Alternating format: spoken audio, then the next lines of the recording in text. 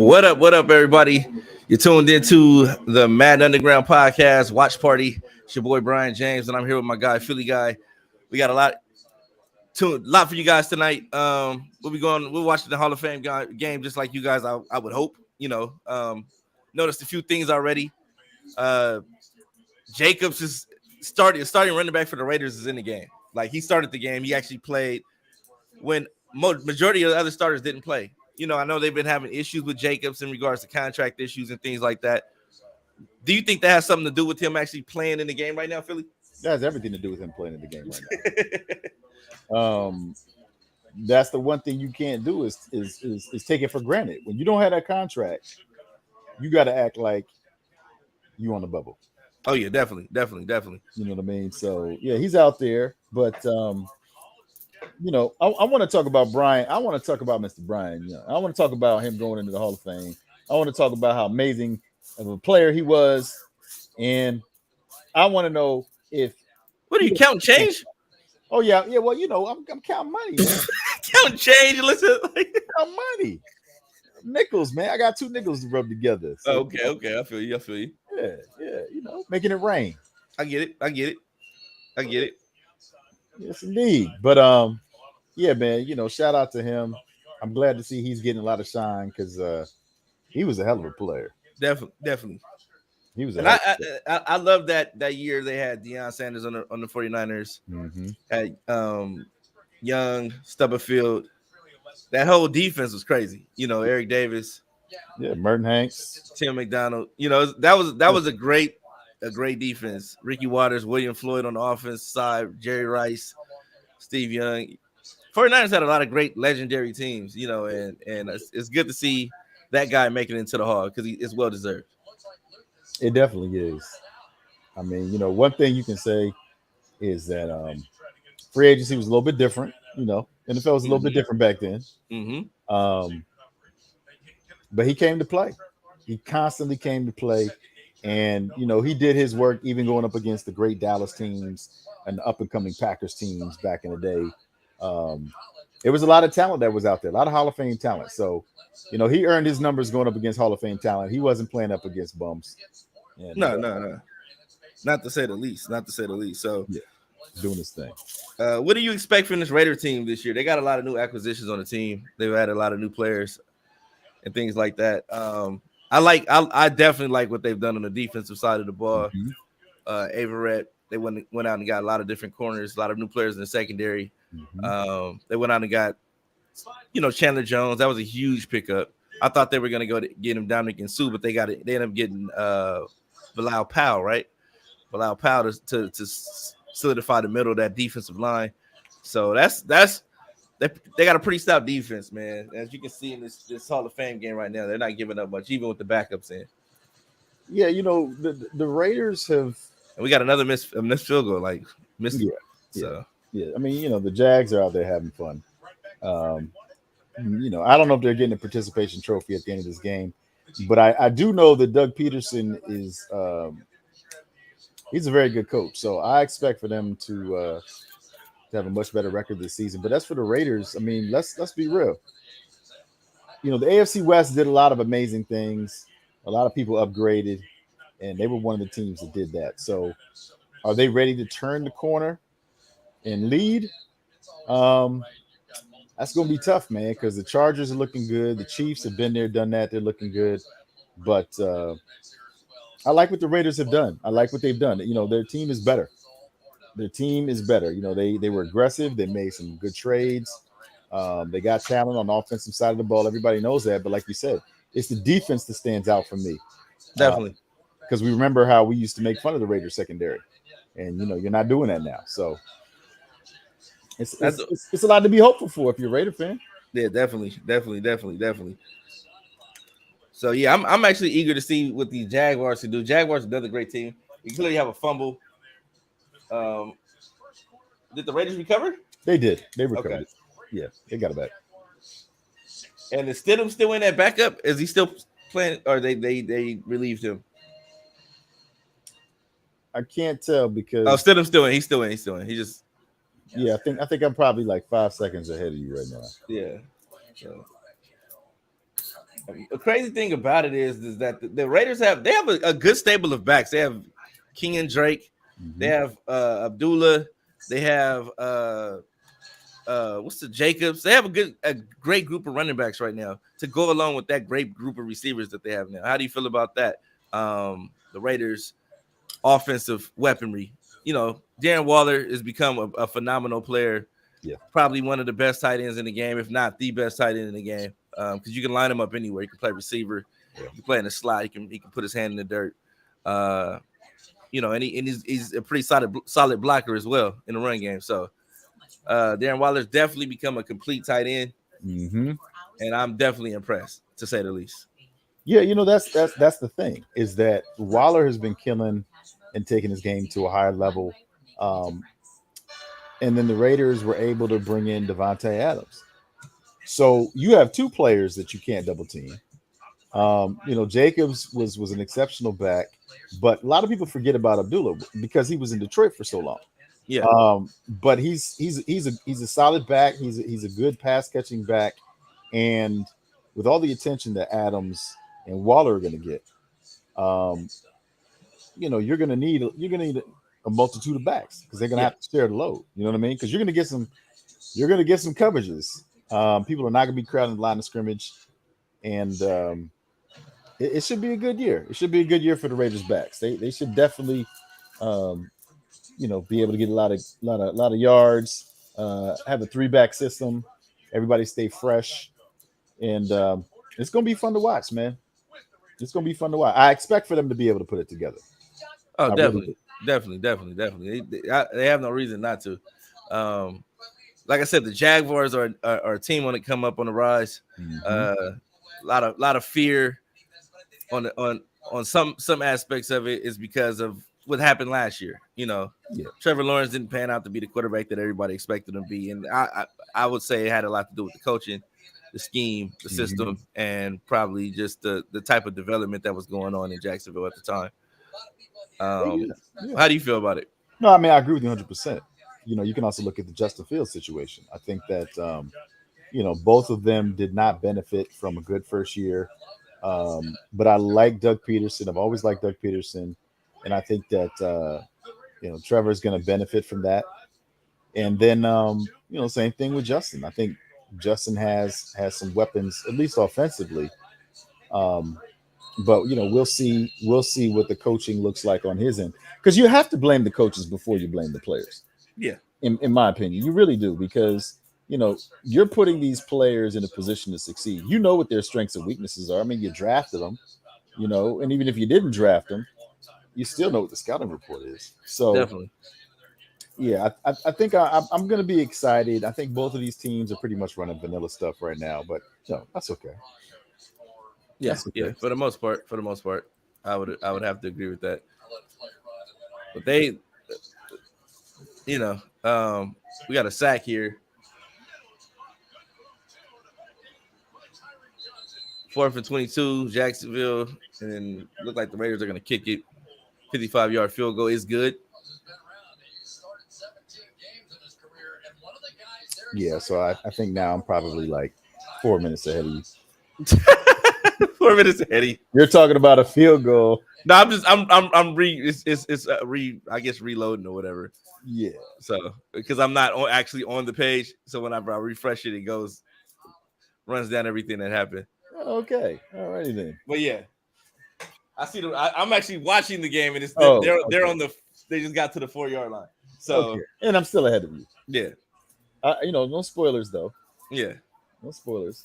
And Treadwell's on Laquan Treadwell's on the Raiders now. This is why I love preseason because you find players that are actually like college stars and they're Mhm. barely making it.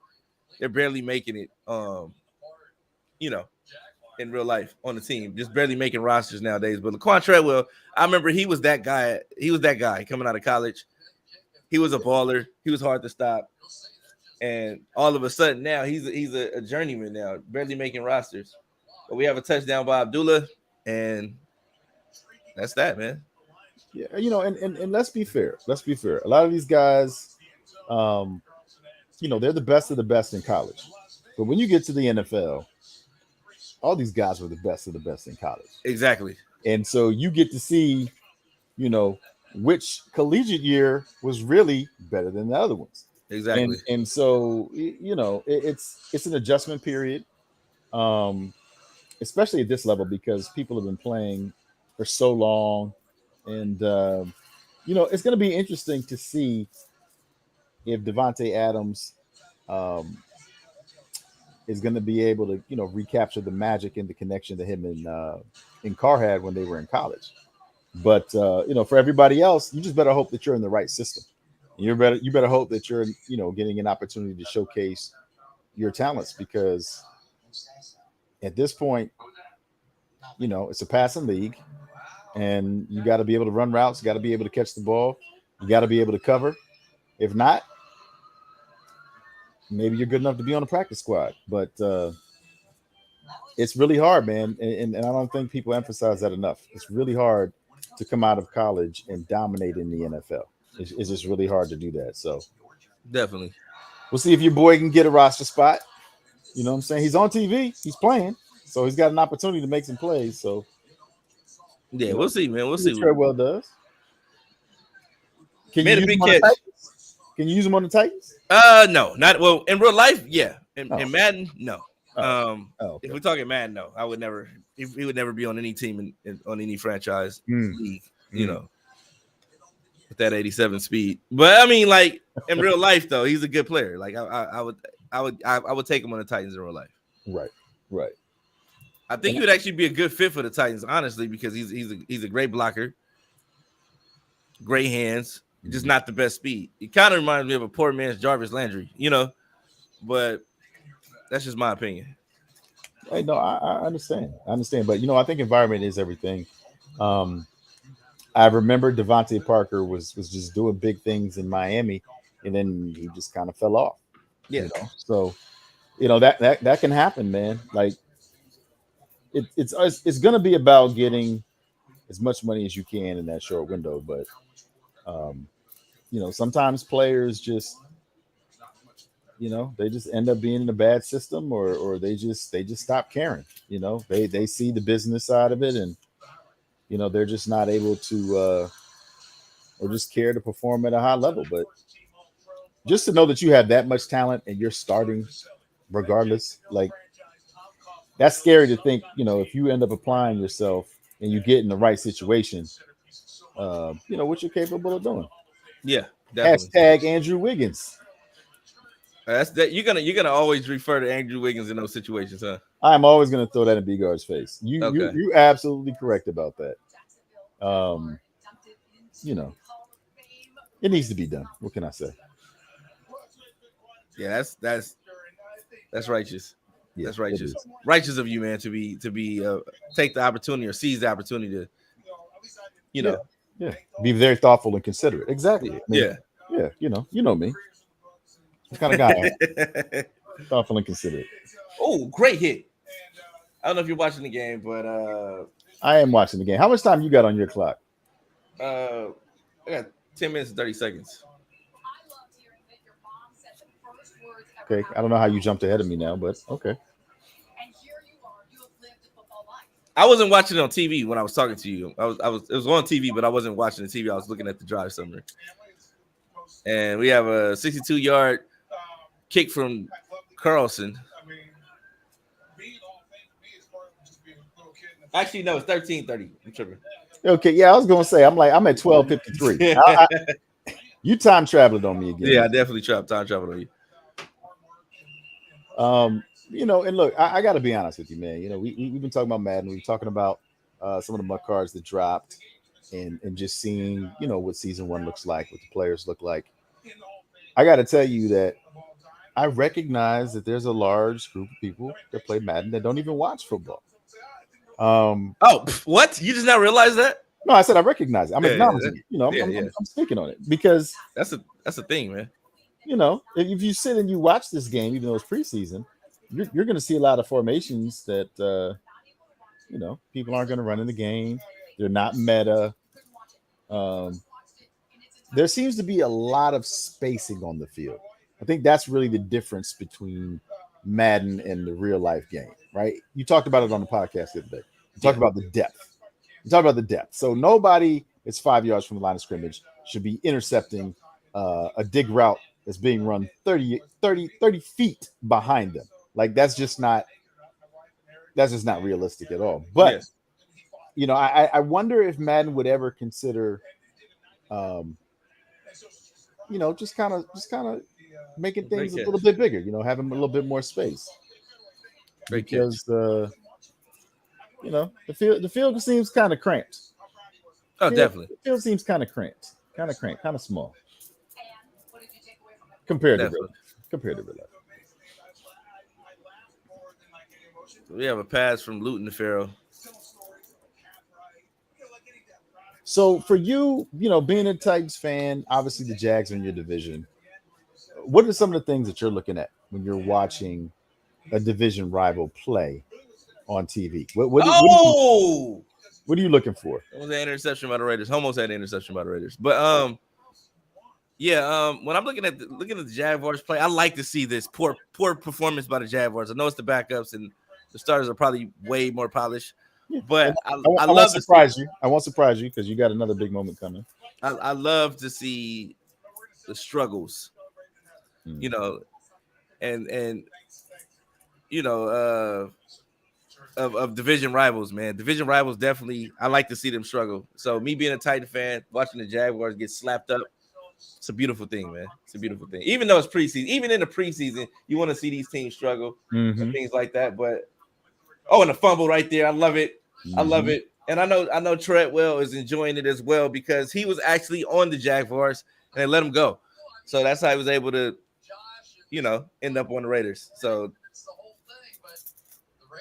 Yeah. and the thing about this though, what I don't like about this is the fact that you have guys that are trying to get spots on teams and Mhm. bad performances and mistakes like this may cost their lifestyle. So that part of it I don't like. It's like, dang man, I wish everybody could win. I wish everybody could be successful, especially in preseason. You know what I mean? Mhm. But I do like to see the Jaguars lose though. Yeah. Here's what I'll say. I'll say that it's. We got a Nick Mullins sighting right now. So I think Nick Mullins is probably going to finish the game unless they. I mean, look. It's all about protecting the ball. Yeah. I don't care if it's preseason. I don't care if it's in practice. You got to protect the ball. So I don't want anybody on my team that can't protect the ball. You know what I'm saying? Like it just defeats the purpose. You get 20, 25 yards, but then you cough the ball up. Yeah. I think Tiki Barber had that problem in New York, and it took him several years before he was able to learn to hold on to that rock. So Definitely. um, yeah, if you're trying to get into the league, man, that's you can't be dropping passes, can't be making mistakes out there. And that's the thing about this game we call, or this game we love. There's certain things that you just can't allow to happen, and you got to definitely secure the ball at all times. Yeah, Protect the ball at all costs. and I think that's what I loved about the Monday Night Football game between the Bears and the Vikings is Thomas Graham came in and showed out, and that showed his level of preparation, that showed his mental focus. That was a wonderful opportunity to showcase his skills. Um, and that's what you have to do, man. You have to use these opportunities in this league to show everybody why you deserve to be on the team, why you deserve to be playing in the league, and eventually why you deserve the big money. And this is the guy I wanted to see right here, Zamir White. That was the guy I wanted to see. Big back out of Georgia, had a great 40 time, ran a fast 40 time. I think it was like a 4.39. They only gave him like 91 speed in Madden or 90 speed. But we'll see. We'll see what it turns out to be. Yeah, I would like to see because I'm a big fan of the 1-2 punch, but Abdullah's he's a pass catching back, but if Jacobs is getting the majority of the workload, and then you give the ball to Zamir, He's going to have a lot of explosive plays. But you got to think about it though. You got to think about it. You got King and Drake. Yep. You got Who's the odd Jake. man out in my opinion? But go ahead. Who? King and Drake is number two. Who may end up being the starter in my opinion. He may be the starter because they didn't even make him play in the first half. Like they didn't really make him play in the first quarter, I should say. So you got King and Drake. He's a lock on the roster. You got Jacobs. They're trying to determine what they want to do with him. I think it's come down to Abdullah and White. You know, I know White's gonna make the team because they just drafted him, but Abdullah, you know, I think he's shown that he can play. We know he can play. It's just can he hold on to the ball? That's been the knock on him his whole career. Is can he hold on to the ball? You know. Yeah, but like I said, you know, he's always been a pass catching running back, and we remember Kenyon Drake when he was playing in Miami for the Dolphins. But I mean, look, we talked about Waller, we talked about Adams. You know, so I just feel like, you know, Jacobs, Abdullah, Zamir White. Those would be the three backs. Yeah, those would be three backs for me. You know, Kenyon Drake. I don't know, man. I don't. I think he's the best back on the team. That's just my opinion. I don't know. He's probably the only back on the team that can do it all. But I do get it. Jacobs is tough. Jacobs is a tough tackle. He's a tough, hard running back. Yeah. He showed that in the first quarter on the first two drives that he still has it. Whatever reason they drafted him, he still has that trait, you know. Mm-hmm. But you know, we'll see. What I'm eager to see is how Nick Mullins is looking throwing the ball, given the fact that they gave Colin Kaepernick a tryout and everybody, you know, he didn't get an opportunity to play. Which is also even more crazy. Had Colin Kaepernick been on the team and played in this game, the ratings for this game would have been through the roof. Oh, they would have been through the roof, yeah. Through the roof. Like you would have the people that wanted to knock him and tell him that he shouldn't have been in the NFL, and then you had the people that were supporting him, rooting for him, you know, and you would have got the best of both worlds because everybody would have been tuned in to watch this Hall of Fame game, and it would have brought even more eyes to the game, shed more light on the game. And Nick Mullins is throwing definitely. I don't know what he's throwing, but I thought Colin Kaepernick would have definitely been worth the pickup just for preseason purposes. Now, I'm not saying give him a roster spot on the final 53, but definitely preseason. If you can maximize exposure and actually get more seats filled in the stadium, more eyes on the screen, why not take that opportunity just for the preseason purposes? Even if you can sell a few preseason jerseys, you know. But yeah, I thought it'd been definitely worth bringing Colin Kaepernick in and playing this type of. This looks like a glorified 7-on-7 passing league game. Although you got some people out there hitting, and you see those guys getting to the quarterback right now. Yeah, I mean, you know, it's definitely going to be all about effort on the defensive end.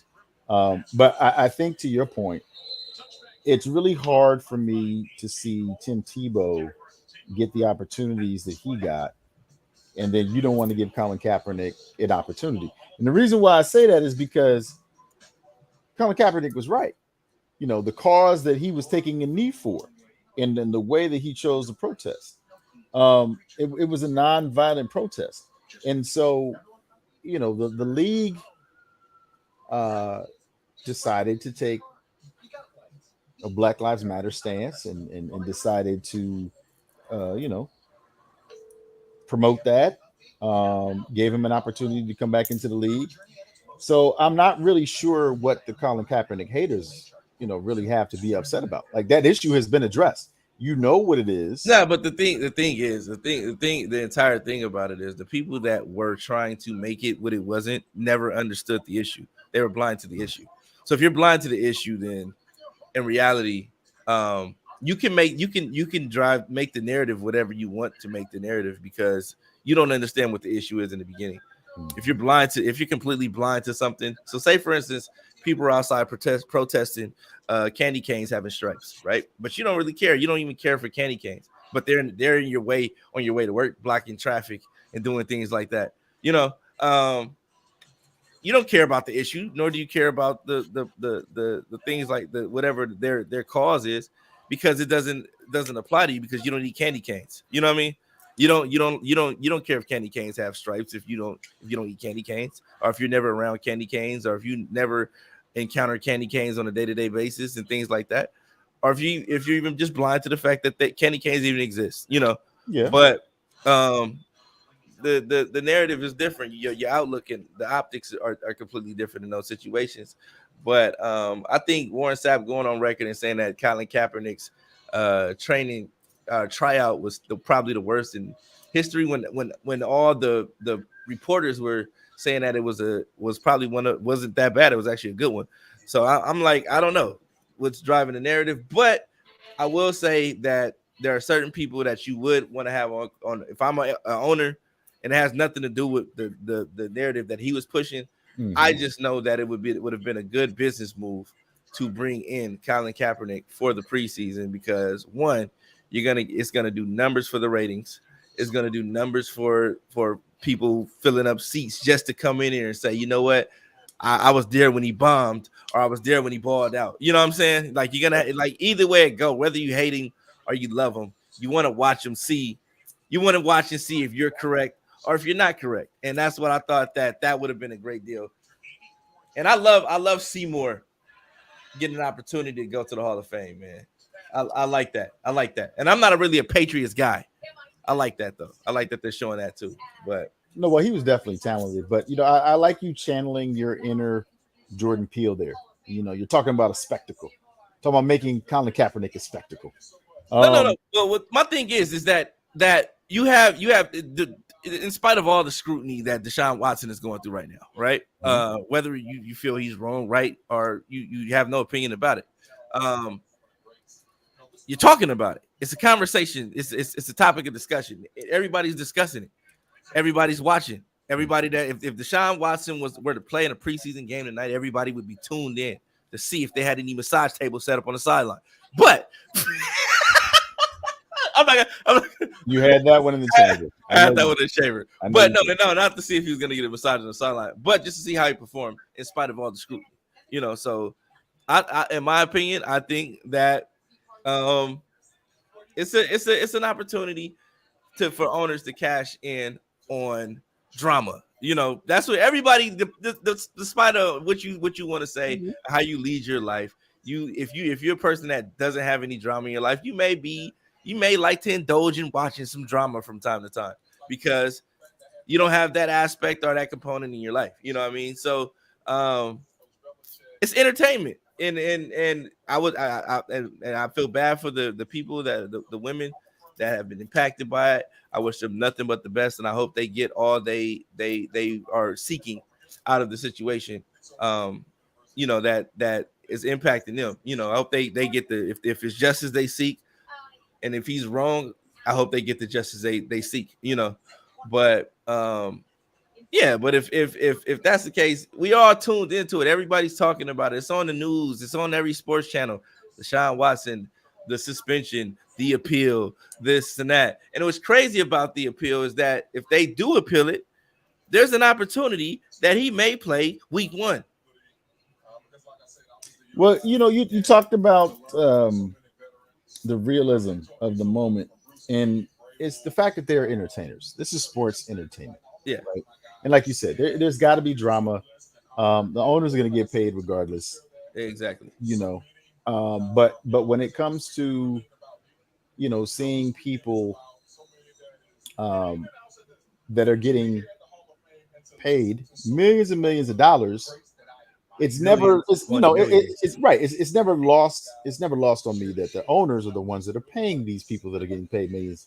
So the owners are getting their billions. They're getting their millions. But the owners pretty much dictate what the league is and how the league is going to, effectively run. So, I think to your point, if you're going to have that as a topic, then absolutely, Colin Kaepernick needs a chance to play. The Deshaun Watson topic is going to come up when they play their first preseason game. We know that. We know that is going to be the bulk. It's a hot topic. Like, it's a hot topic. These are hot topics, and these are things that, like, I get it if that you don't want Colin Kaepernick on the roster because that story it may overshadow the players that are actually getting into the Hall of Fame. That's another thing that you may have to factor in. You got Richard Seymour getting into the Hall of Fame and things like that, and you wouldn't want anything to overshadow his accomplishments, in that situation, and that type of chaos that the media chaos that may overshadow the moment. If you bring in a Kaepernick or if you have a Deshaun Watson playing in the Hall of Fame game and things like that. But I think moving forward, we're gonna see a lot of transactions after this first week of preseason, because you're gonna have players go down. You're gonna see that teams don't have what they need, teams don't have what they thought they had, and certain certain positions need to be addressed and things like that. But what I'm looking at right now is Stidham is not a bad backup, but Nick Mullins, I don't know about Nick Mullins. He's out here looking god awful bad, So Stidham's definitely going to be the number 2 guy for the Raiders. Nick Mullins is not the guy, and they got Stidham back in the game, so maybe I don't know. That may still be up in the air then, because that was actually Stidham that threw that bad pass. Well, I think again, with at least for me when I was coaching, it was important to see the players execute. So whatever play we're calling or whatever coachable moment was happening, you want to see how they're actually performing on the field. You know what I mean? Like if we called a certain play and the offense did something completely different, I want to see what happened. I want to know who made a mistake. You know what I mean? I want to talk to my players. I want to find out, what is it that you saw? What is it that you did? But as we get to those second and third games, to me, that's really the best time to evaluate, what's really going on, because everybody's gotten their feet wet. They understand what we're trying to do. They went up against live bodies. It's just, this isn't practice. You know what I'm saying? This is against other people, other teams. And I don't think that they'll make those transactions until maybe the second and the third, after the second and third preseason. Because I mean, it's the first game, man. Nobody's played in months, so you can't be too harsh. True indeed. True indeed. I agree with that. Can't be too harsh. I agree with that. When you think about what's going on in New York, like for instance with the Jets right now, you guys have a lot of hot new players. Yep. Training camp seems to be going pretty well for those players. Yep. Sauce Gardner's looking righteous. Actually, we got a Raider fan jumping into the chat. We're gonna bring in a Raider fan and add him to the chat. And he's actually live at the Raider event. See, we're in here. Can y'all hear me? Yeah, we see you, man. We see you. We're gonna bring you live on the screen. You live on the screen. Show us what the Raider fans looking like. What Raider Nation looking like out there, man. All right. Look, I can't flip the camera around, and I'm gonna go. Okay. We deep. Okay, Raider Nation in the building. I see Raider. Everybody there for the Raider game, huh? Raider Nation in the house. See, that's what I like to see. These are happy Raider fans. Happy Raider fans, huh? They're winning. They're enjoying their food, having a great time. My boy doing a podcast. He wanted to see the Raider Nation in the house. Yeah. Look at her. She's like, that's what I mean.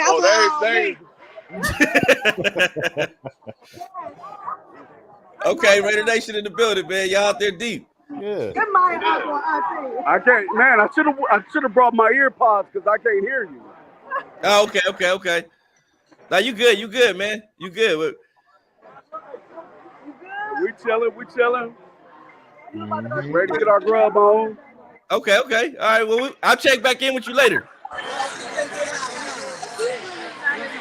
Yeah, boy. Okay. Yeah, see, that's a beautiful sight to see, man. A bunch of happy Raider fans, you know what I'm saying? They know that their team is improved. They expect it to be ahead of the Jags in this game. So, it's a nice little family get together, before the season starts. They get a chance, to look at some of the depth on the team, have the running back conversation, enjoy a meal, watch some national TV, Oh yeah. put the gear yeah. on. You know Oh what yeah. I'm saying? Oh Like, yeah. it's a great time. It's a great, I would be excited. If I was a Raiders fan, I'd be very excited. Just having Devontae Adams on the team, and all the changes and upgrades that they made on defense. I would be very excited. I would be very excited. So no, it's a special time for Raider fans. As you can see that they were excited out there at the bar. We actually had a live feed. Chilling. Yeah, Anthony Ford reporting from a remote Raider location where the Raider fans were actually congregating. We got to see how they congregate. They eat food like normal people. Yes. We know they have that. We know Raider fans sometimes have a odd sense of humor or an odd delusional sense of fanfare when it comes to their team winning and things like that. But as you can see, they eat and congregate like normal people. Yes. So, they're very passionate, and I will tell you that my first opportunity to go to an AFC championship was actually in the Raiders Stadium in Oakland, and I will tell you, they're very knowledgeable fans. They are very passionate fans. There's a lot of energy in that building, and I think they get a bad rep. I really don't feel like they deserve it, but like I said, I'm legitimately happy for them, and I'm excited to see what this team can do with all their new weapons on both sides of the ball. Nice. We also we also be sending out snipes to the Arizona training camp this weekend, so he'll be coming back with some footage from that and be able to share with us on the podcast on Wednesday and things like that. Also, if you guys are interested in joining the Madden Underground PS5 Pro League, make sure you visit maddenunderground.com. Register, get your name in it, make a name for yourself, and make your presence felt. We're looking for some top skill ballers. If you're nice on the PS5 side, sign up now. Even if you're nice on Xbox, go to maddenunderground.com and register. We're actually full on Xbox right now. But we may do another league for Xbox if enough people are on the wait list. So make sure you guys go ahead and register, get your name in the database, and that way, if we decide to do another Xbox league, we can pull from you guys and do it there, and get your name, get you locked in some Madden Underground action. So make sure you guys visit maddenunderground.com. Oh, Zamir White, man, I like Zamir White, bro. Yeah, I like him. I like him. Yeah, Z is talented. But what you're not gonna like is this play that you're gonna see right here.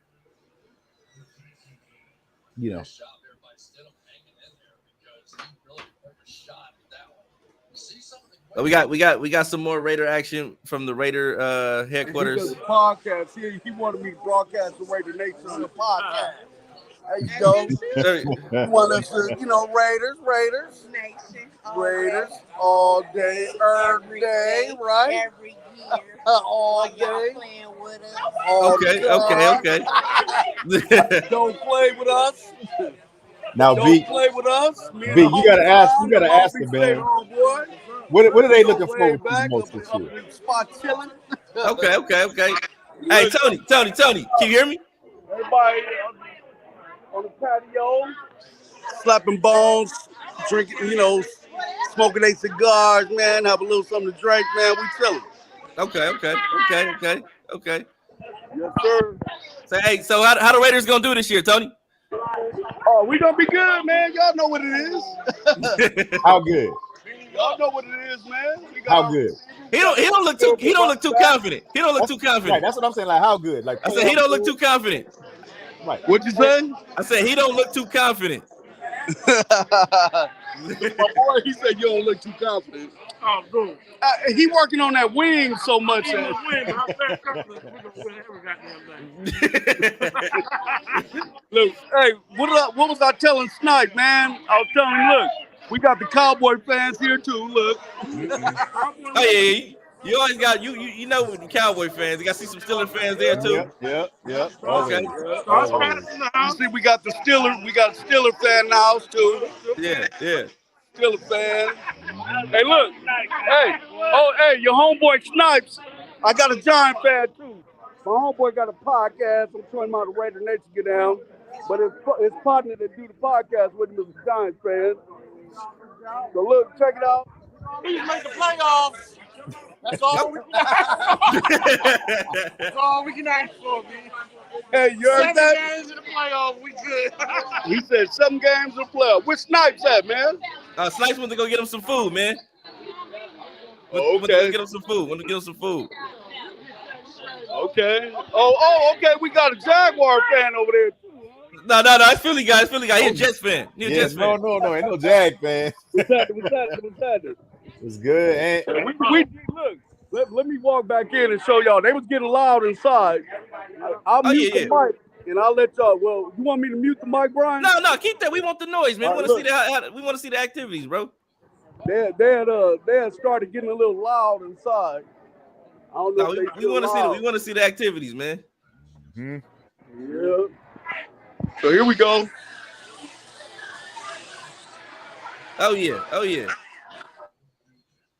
Oh, we got Snipes back in the building too. What's good? We got Ant showing the Raider Nation. I see it. Wait. Hey, We up in the we on the podcast. Only one nation. Love it. Who that? Yeah, Snipes. They had a Ladies Giants in the fan. building. They had a Giants fan for you, Hey, I Snipes. got a Compton High legend up in here, my girl. with the Raider Nation. Yeah, we did. I didn't even see you over there. Josh They is out a Raider there. fan too. They out there Josh deep is as ready. heck, huh? Yeah, they out there deep, man. So out there deep, man. We got the live. We got a lot of action going on, man. We got a A whole lot going on. They showing Trevor Lawrence walking through the Hall of Fame right now. I don't think he's gonna be a Hall of Famer. Maybe you guys may believe so, but I don't know about all that. and as you can see, the Raider Nation is real. They are locked in. Hey, I came outside so I could hear you, man. It's loud in there. I see. I can't flip my camera, man. I can't flip my camera. Yeah, you just turned your camera off. But I can only there ain't no way to flip it. Yeah, he tried though. Nah, you good. Yeah, man, but we in here. You know, we in here. Okay. Well, hey, I'm gonna check back with you in the third quarter. At the end of the third quarter, Tony. I don't know if he can hear you. I'm gonna check back with you at the end of the third. Hey Brian. Yeah. I'll check back with y'all, man. I'm ready to give me some to eat. Well, there it is. All right. There it is. Jump back in. I'll jump back in. Okay. There it is. I bet. Yeah. Yeah, there you have it. So we got that was Anthony Ford, our local Raider Nation reporter, getting all the information from the fans out there in Raider Nation. As you can see, they were locked in. They were playing dominoes, watching the game, eating food, smoking cigars, drinking, doing everything Raider Nation we would expect Raider fans to do. So you know, hey, look, let me tell you. I'm gonna tell you because me and Brian was talking about this Snipes. I told him I got a chance to go to San Diego before the Chargers left. And you know, I had to go by myself because people couldn't make it at the last minute. You know, that's fine, you know. But I went to the stadium early. You know, I went at least 3 hours early. I just knew I was gonna see some Jet fans or some Charger fans, and they was gonna be, you know, they was gonna be out there cooking. That parking lot was empty, man. They didn't open that stadium until 30 minutes before game time. Oh man, you know what I'm saying? I was very disappointed. But when it comes to the Raiders, I'm just gonna tell you, you know, my time of living in Oakland, man, them cats was out there for 5, 6 o'clock in the morning. You know what I'm saying? They were just ready. Like everybody was just ready. You know what I'm saying? Had the RVs, and then they was out there and they was cooking, they throwing footballs. You know what I'm saying? It was amazing. You know what I'm saying? I love the tailgating. You know what I'm saying? I do. Tailgating is like the integral part, man, of any of any event, man. Any football event, man. Tailgating is like I've gone to events, man. Didn't even go to the game. You know what I'm saying? I've gone to events, didn't even go to the game. You get those type of events, man, are just they are epic, man. They are epic. I'll tell you the one place you cannot tailgate in though. They just don't allow you to do it. And I'm talking about the NFL. Shout out T-Dot. They don't allow you to do any tailgating at all. Cause I plan to do it. When the Giants won the Super Bowl against the Patriots the first time. Wow. I had planned hard to do it because I was going to the game too. But you are not allowed at any Super Bowl to tailgate. They don't let you do it. You know why, right? They actually let us tailgate out here. The Super Bowl? The Super Bowl. They had a tailgate area at the stadium. At SoFi Stadium. They had a tailgate area. Wow, that's new. That was and actually had it. The thing about it though, the tailgate, it was put on by the NFL. The NFL organized the tailgate, so you had to buy tickets. The tickets was like $300. There you go. So there you it go. Was like $300 tickets to go to the tailgate. There you go. Event. That's like my 3 point. Hours before the game. So that's my point right there. They don't allow you to actually tailgate like you normally do. Like if I went to a Giants or Bills game and I was in the parking lot, they won't allow you to do that simply because they want the Super Bowl. They want to make their money. And let me tell you, they make their money in the Super Bowl, man. $15 for a damn near McDonald's cheeseburger. $15. It's gonna last you all day. No, and it'll make it home. It won't get bad, bro. It didn't last me an hour when I was there. No, I'm talking about the preservatives, Snipes. I'm saying the preservatives. Oh, the preservatives, yeah. But the hunger came back within an hour. Because it was like a $1 McChicken sandwich. You know what I'm saying? Like look. You got 5 minutes before you can eat tonight. So I know you about to go in. Oh nah. I got till 7:30 something, man. Oh, 7:30. I still got some time, man. For those that don't know, I'm fasting right now for the whole day. So yeah. Okay. All right. But I'm ready to dig in now. How much of the game have you been able to catch? I've been listening to you guys on the podcast while I was out going to get the food. So I was listening to you guys and hearing what you guys were talking about with the Raiders and the talent and everything that the Raiders have, and how B James over here is just hating on the Jags. He loves to see them lose. Yeah, I definitely love that. Yes. Hey, who's number 19? 19 looked like he's about 5'2", bro. Like who's 19 on the Raiders, bro? He looked like I gotta Google who he is. I gotta find out who he is. Who's number 19 on the Raiders roster? Because he looked like he's about 5'2". Okay, so we know that Brian James can be a little biased when it comes to certain franchises. Right. Yeah, definitely. But based off of what you heard and what you've seen, how do you feel about those 4 running backs that the Raiders have? They have Zamir White, they got Abdullah, they got Kenyon Drake, they got Jones. Who are your favorites to make the roster? I'm gonna go out on a limb right here, right now, and I'm gonna tell you right now, I think Kenyon Drake is the best running back on the team. Thank you. That's my opinion. Thank you. I've seen him here in Arizona. He's the best running back on the team. He can do everything. The man can ball. I'm telling you right now. Now listen, Josh Jacobs, maybe that's and let's think about this for a minute. In the first quarter, you saw a lot of Josh Jacobs, right? Mm-hmm. Okay. You saw a lot of Josh Jacobs primarily because he might not be the number 1 back right away. I mean, he might be fighting right now. You know what I'm saying? I mean, again, I don't know because I'm not part of Raider Nation, so I don't know per se. They know better than I do. Mm-hmm. But I do know Kenyon Drake, to me personally, I feel he's the best back on the team. So I think Kenyon Drake, he's a shoo-in, if not the number 1 back, number 2 back. Shoo-in number 2 back for sure. I think Abdul's gonna make the team as well. I don't think they're not going 4 backs though. Nah. They're not going 4 backs. So I think it's going to be Abdul, Drake, Jacobs. That's it. Okay. I think Zamir White could make the squad. He's running pretty hard. It depends on what you're looking for. And I know they like those. I know the coach likes those backs that can catch, given the fact that the type of backs the Patriots had. Mm-hmm. Zamir White is kind of a power deceptive. He's like power speed, kind of deceptive, but not really elusive. But I can see Zamir White possibly making the practice squad, or or maybe Abdullah might be the odd man out because you got Drake, unless Abdullah just does something crazy. Yeah. Drake can do everything Abdullah can do, probably at a higher level as well. Yeah. But, definitely at a higher level. Yeah. You know what I'm saying? Like I said, I've seen that man play here in Arizona, man, plenty of times, and that guy he's got some game on him, man. He's got some game on him. Oh, definitely,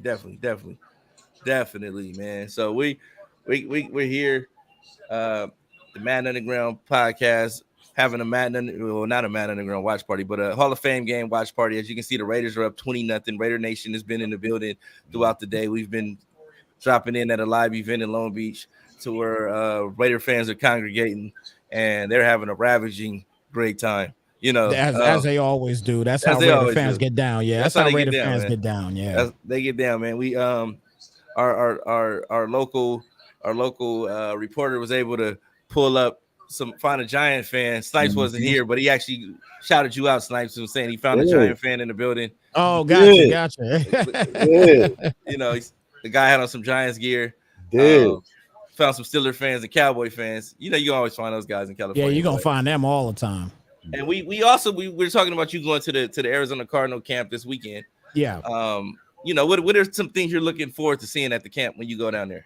Well, I haven't heard anything of the latest as far as with Kyler Murray, because I know he had COVID or still has COVID. So unfortunately, we probably won't see him on Saturday. But I'm really looking forward to seeing what really I want to see more about the Cardinals defense. That's what I really want to. I want to see kind of what they're gonna do, because they had such a here's the thing, and B-Guard bought this up. B-Guard had bought this up before the podcast yesterday, and I don't know if you guys saw it, and and it sounded like a little bit joking or whatever. But it was something to actually think about, because the whole situation with Kyler Murray and what happened with his contract and everything else, this, that, and the third, right? Yeah. We was kind of doing some just kind of looking back and seeing, because there was a tweet out that came out that was talking about it's something in regards to Kyler Murray not playing as well when the new Call of Duty comes out. Yeah.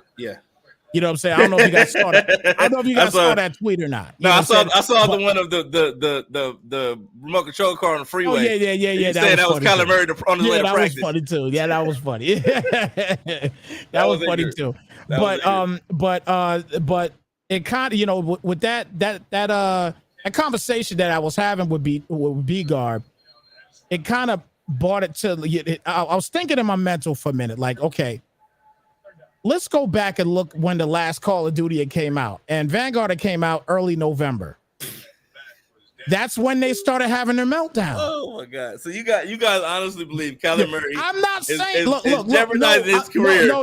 Listen. To move up the ranks in Call of Duty. I'm not saying that that's the case, right? I'm not saying that that's the case, because I don't know. You know what I'm saying? Yeah. But it was just funny how those things happen, just like boom, look at it, just like that. And we know, he's an avid player, and he's actually good. He's actually very good at it too. But see, hold on. Hold on. No. Let me finish. I'm gonna let you go. But I'm standing. Look, I'm standing up here right now for him. Okay. Number one, I wanted that man to get paid. He got paid. I'm happy he got paid. He deserves every ounce of his money that he's getting. You know what I'm saying? But now, when you started at one point last year 9-1, and then it was a diabolical collapse that happened last year with the Cards. And now when we go to training camp, like when we go on Saturday, I really want to see what's going on with the defense. I'm really not stressing the offense much. I want to see more about this defense. There's a lot of things going on. I forgot the guy's name, but there's people in the camp right now saying that their other safety is outplaying Buda Baker right now. Yeah. They're other. I keep forgetting the guy's name. I'm gonna have to look him up. But they were talking about today on the radio, and they're talking about the safety outplaying Buda Baker right now, or can possibly, if it was needed, be a replacement for Buda Baker. I want to see whoever this guy is. I need to see this. Yeah. You know what I'm saying? When I heard that, I was like, yo, that's my first thing I want to see. I want to see the defense. I needed a reason today. When I heard about it today, I was like, oh, yeah, okay. There's my reason right there for going to this thing, because I need to see whoever this guy is. And I'm going to get his name so I can tell you guys who it is, because I'll be honest with you, I don't know what his name is or who his name is, but he is new to the team, obviously. So I'm definitely going to look him up and see what's going on for sure. Now, that's what I'm looking forward to is the defense. Now, look, man, I was just going to call you out. I remember the conversation you and B-Guard had. And I remember you saying, hey, it was a double XP weekend. You know? Yeah. So you brought out your Sherlock Holmes / Matlock / Terry Mason / every great detective moment, and you were like, yeah, it was double XP. Let me run the numbers on that. And I will say this. I will say that I think we all agree with you on the show about, you know, that one game where he absolutely did not look prepared at all. Yeah. I mean, it was completely disappointing. And I think it was an embarrassment. But I will say this: the NFL stands for not for long, right? And so we know that there's a lot of teams that get figured out. Yeah, you know, they end up getting figured out. And I know that the Cardinals, you know, they're learning how to win, and there's a growth period for that. So, in all fairness, I didn't expect for them to beat the Niners or the Rams, because I felt like, you know, those two teams are the best teams in the division. I felt like it was important for the Rams to have that third matchup in LA, because I didn't feel like, you know, they were really going to be able to go on the road and beat the Niners. But, you know, those are the two teams we're talking about. Yeah. The Cardinals have to go up against and be better than. And we know that the 49ers organization and coaching staff, they've been successful. They've won. They've represented the division. They've represented the NFC. And then you have the Rams, you know, who brought in a lot of talent last year. And so I really didn't see the Cardinals being able to get by either one of those teams. I think it was just about Kyler Murray's performance, you know, how he just kind of really fell flat. And he just seemed like a shadow of the greatness that we had seen, you know, throughout the season. So I would like to ask, even though you're going out and he may not be playing, I would like to ask for you to take a look at, you know, what they're having the offense do, because I know they're bringing in some new weapons, but you know what I mean? Are they trying to spread everybody out again and throw the ball, or are they going to try to run a little bit more of a balanced attack? Because obviously you talked about Kenyon Drake, but he's not an AZ no more. Yeah, agreed. You know what I'm saying? So obviously he's not fitting whatever it is that they're trying to do. So I would love to see what they're trying to do offensively. If they let a back like Kenyon Drake, you know, go to the Raiders. You know, what are they trying to do? Yeah, hey, you know what? I agree with you in that situation. I think you know, right now, when you look at their offense right now, I know in the training camp right now, I believe, if I'm not mistaken, Zach Ertz, he got hurt. I don't think it's anything major, but I know he got hurt in practice. I believe they have a player, I think his last name was Wilson, I believe it was. I got to look up and see exactly who it is, but he got hurt also. And they got a little drama going on as well, too. Obviously, you guys heard about Marquise Brown going 126 miles an hour. But I saw a video with a remote control car going down the highway. Yeah. That was both of them going to practice. Yeah. But on top of that situation, I don't know if you guys heard about this. Maybe it's somewhat of breaking news here. You know what I'm saying? You might know about it or not, but their assistant coach, he's facing 2 domestic battery charges right now. Yeah, James Saxon. So the Cardinals right now, they're going through a little bit of drama. Yeah, they're going through a little bit of drama. So to say the least, it's probably going to be an intriguing Saturday going in there. I want to really see who's going to be there, to see if James Saxon is even going to be there as well too now. Or are they going to let him go? Because this is a domestic dispute. So we'll see what happens. You know, the NFL, they don't feel too comfortable letting people dealing with domestic stuff, sitting on a on a team. So they might be looking for an assistant coach real soon. I don't know. They will see what happens, but we'll see what Steve Keim and the crew do. We'll see what happens. And and it's unfortunate because like I was saying earlier, I really don't think that the Cardinals. And here's the footage of here's the footage that Snipes was talking about of Kyler. That was Kyler Murray on his way to practice. That was disrespectful, bro. Like, that is probably the most disrespectful thing I've seen on Twitter all day long, bro. For you to say that was Kyler Murray and Hollywood Brown speeding on the freeway. Let's not get it twisted. I just retweeted it. That was not me. I retweeted it. That's all. Yo, it's hilarious. That was the most disrespectful thing I've seen.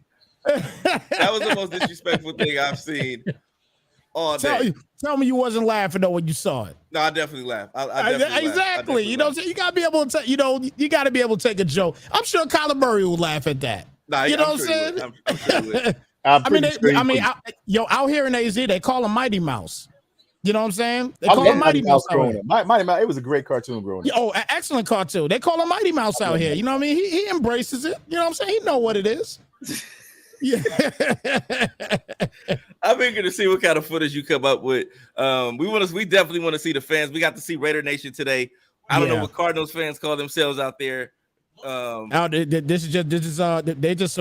typically say rise up Red Sea. You know what I mean? Red Sea. Okay. Basically, okay. Mm-hmm. Yeah, you go out there into the Red Sea, get us some footage of the Red Sea, the fans, all that stuff, man. And we definitely I might go ahead and throw on a Cardinal hat or something. I might go ahead and go cop a hat. I might throw a hat on there for the day. You know what I mean? Like, why not, man? I don't know if you know what? Maybe I will go ahead and just keep wearing my Giants and Bills gear. Why not? All right, or you might get beat up in the parking lot. I might. Red Sea. Hey, let me tell you, the Red Sea loves Snipes. All right, when I went to AZ to watch the Jets play, who didn't show up, and I ended up watching the Cardinals play instead. And I still got pictures from that. You know what I'm saying? You had one guy, he was dressed as a Predator. Their fans put a lot of time and effort into their gear, to their outfit. Like I said, they were also very knowledgeable. Oh yeah. We had a great time. I mean, it was just great to just be able to talk football. So I know that Snipes is not gonna be. They might tease him a little bit. What are you doing out here? You lost, can't find your way home. You know what I'm saying? Yeah, let's sweat him a little bit. But it'll be interesting to hear what they have to say. Particularly with all the controversy, and then the fact that realistically they're probably the third best team in the division. It'll be interesting to see what they have to say about it. So the third best team, the Cardinals. Yeah. Are they better than the Rams and the Niners? I think you know what? I don't think that they're better. I don't think they're better than the Rams. No. I don't think they're better than the Rams. It's very close with the Niners, though. It's very close with the Niners. They probably I guess you could say you know what? I'm gonna give that to Philly right now. As of right now, the Cardinals will be the third best team. Right now. We don't know what Trey Lance is yet. Right. And from what we're hearing in San Fran, he's stinking it up.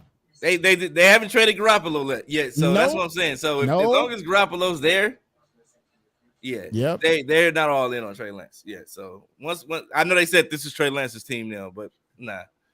If for them they still have Garoppolo around, it lets you know that okay, maybe he's not what they thought he was, or maybe he's not living up to the potential, or they're trying to get as much as they can. They're trying to get as much as they can for Garoppolo, but nobody's gonna budge. Nobody's gonna budge. Well, yeah. I mean, we talked about this earlier in Snipes when we were talking about, it's just like week one in the regular season. You can't overreact. You know what I'm saying? Same thing with preseason. It's the first game. People haven't played against, other teams yet. This is their first game back. You can't overreact. So I don't think anybody's going to overreact. But if we do see, that Deshaun Watson is suspended for a year, or we see another major injury at quarterback, it'll be interesting to see If that's the time when Garoppolo gets moved. So Definitely. Right. But Trey Lance, I mean, for all intents and purposes, at least in my mind, he's still a rookie. He hasn't played a full season. I would expect for the Niners, and they already do this. They run the ball a lot, so they have a lot of success off of play action. We know that George Kittle's, see, it's a new season. Gonna get the man's name right. We know what he brings to You the gotta take table. the S off at the end though, because you keep saying Kittles. Well, It's Kittle. hey Kittle. man, I'm getting there. This is preseason. But but Debo was the biggest signing, and I think that obviously you have those two weapons. They have an excellent running game. Trey shouldn't be going out there throwing the ball 30, 35, 40 times. He shouldn't. Yeah. So, I think he's going to be fine. But again, he's a rookie. So, what rookie is really going to come in here and just, take the league by storm? I haven't seen it yet, not at least at the quarterback position. But, it's going to be fun, man. It's going to be fun. So, yeah, when you're talking to your Cardinal fans out there, I'm curious to see, why they're there, like what they're looking for. You know what I'm saying? I'm gonna be asking those questions. There's no doubt about that. I'm definitely gonna be, asking the questions, and and I want to get some questions too from them as far as how all of them really felt after the debacle last year. I really want to see how they were thinking and how they were feeling about that, because it was major, and a lot of the radio guys out here, they were, very irate. You know what I mean? I mean, you think they were irate about the Suns and their downfall? Man, they were very irate about the Cardinals. It was crazy how mad they were about the Cardinals, man. They were just so disappointed on how bad they were playing at the end.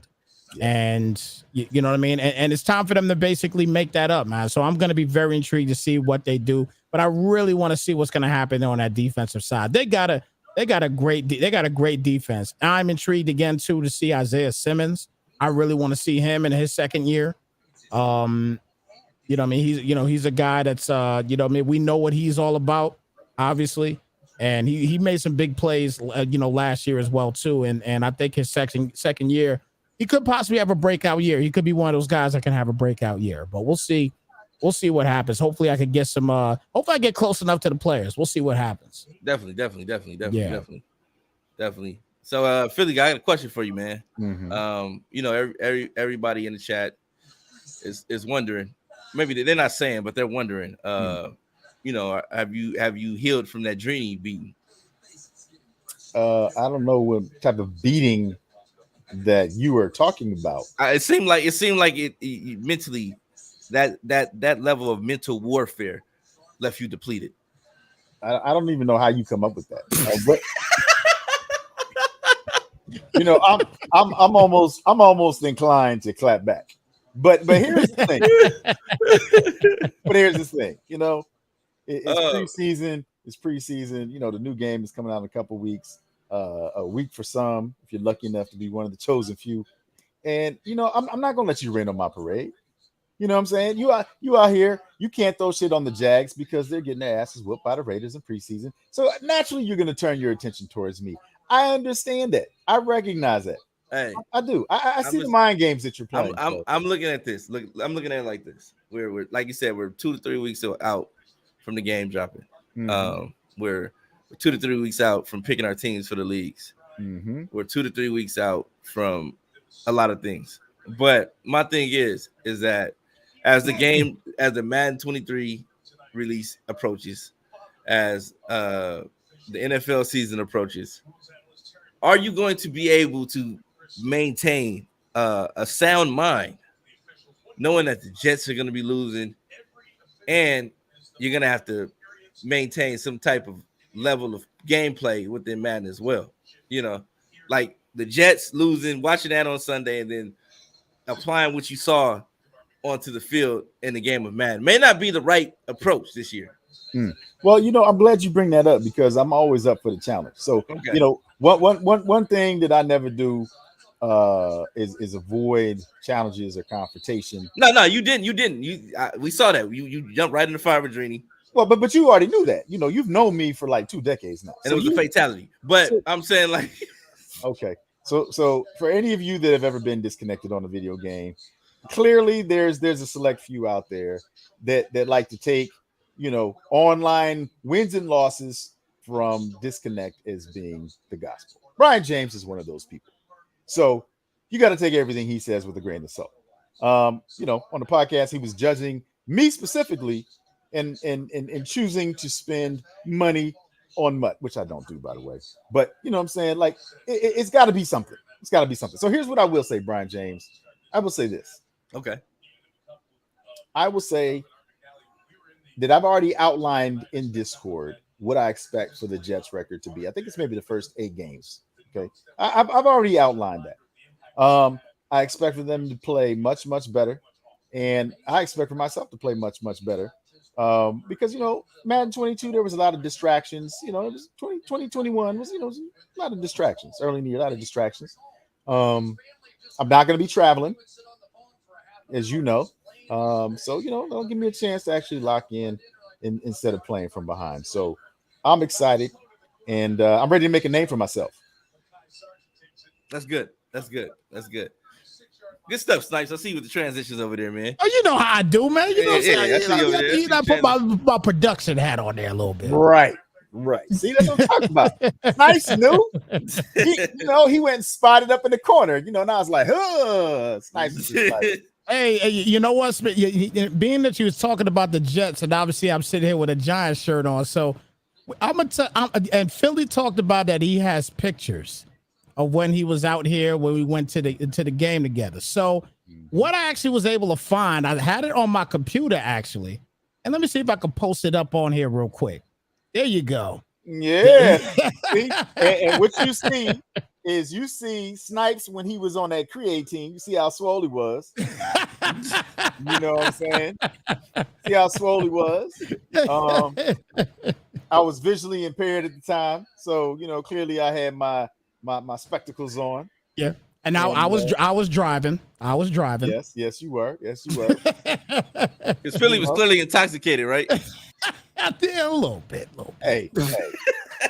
I know how to have a good time. We were having a good time. Oh man. The Jets were not having a good time. The fact that you wore that Jets jersey in public says a lot. Oh, this is a custom jersey. You gotta understand something. Yeah, he got the Philly guy joined in the back of it. Yeah. He got the Philly guy joined in the back of it. Now you see it. I was ballsy though, because this is a Cardinals Jets game. I'm in there with Giants gear. They're like, what are you guys even doing here? Like, who's playing that day? Was the Jets even playing that day? No, it was the Jets. Okay. The Giants were playing those. So you up there looking crazy. Hey, it is what it is, man. It is what it is. He was there for moral support. Okay. Usually when you see people with different jerseys on and the teams aren't playing, they need a sponsor. Right. That's right. Exactly. I get it. Exactly. I get it. And the best part about the story, Brian James, is the reason that Snipes was actually there was he was my chauffeur, my bodyguard, because I brought him some Utz. So I just came from Philadelphia, you know what I'm saying? And I brought him some East Coast, Utz to the family, brought them some cheesesteaks, brought him a little little survival kit, you know what I'm saying? Bro, little box of.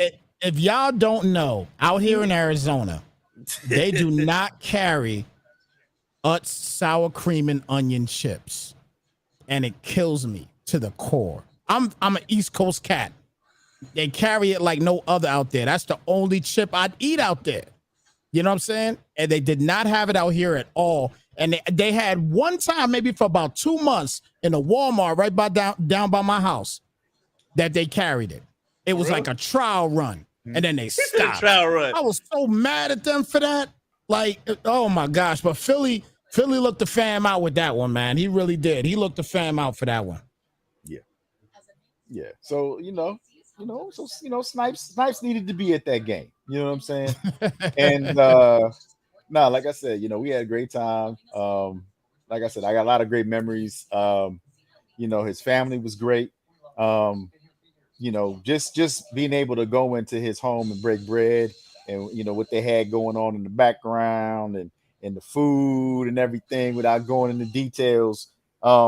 It was a tremendous experience. And like I said, man, when you get an opportunity to travel and go to some of these games, it's all about the experience. I got a chance to actually go to the Patriots, watch the Jets play the Patriots on Thursday night game.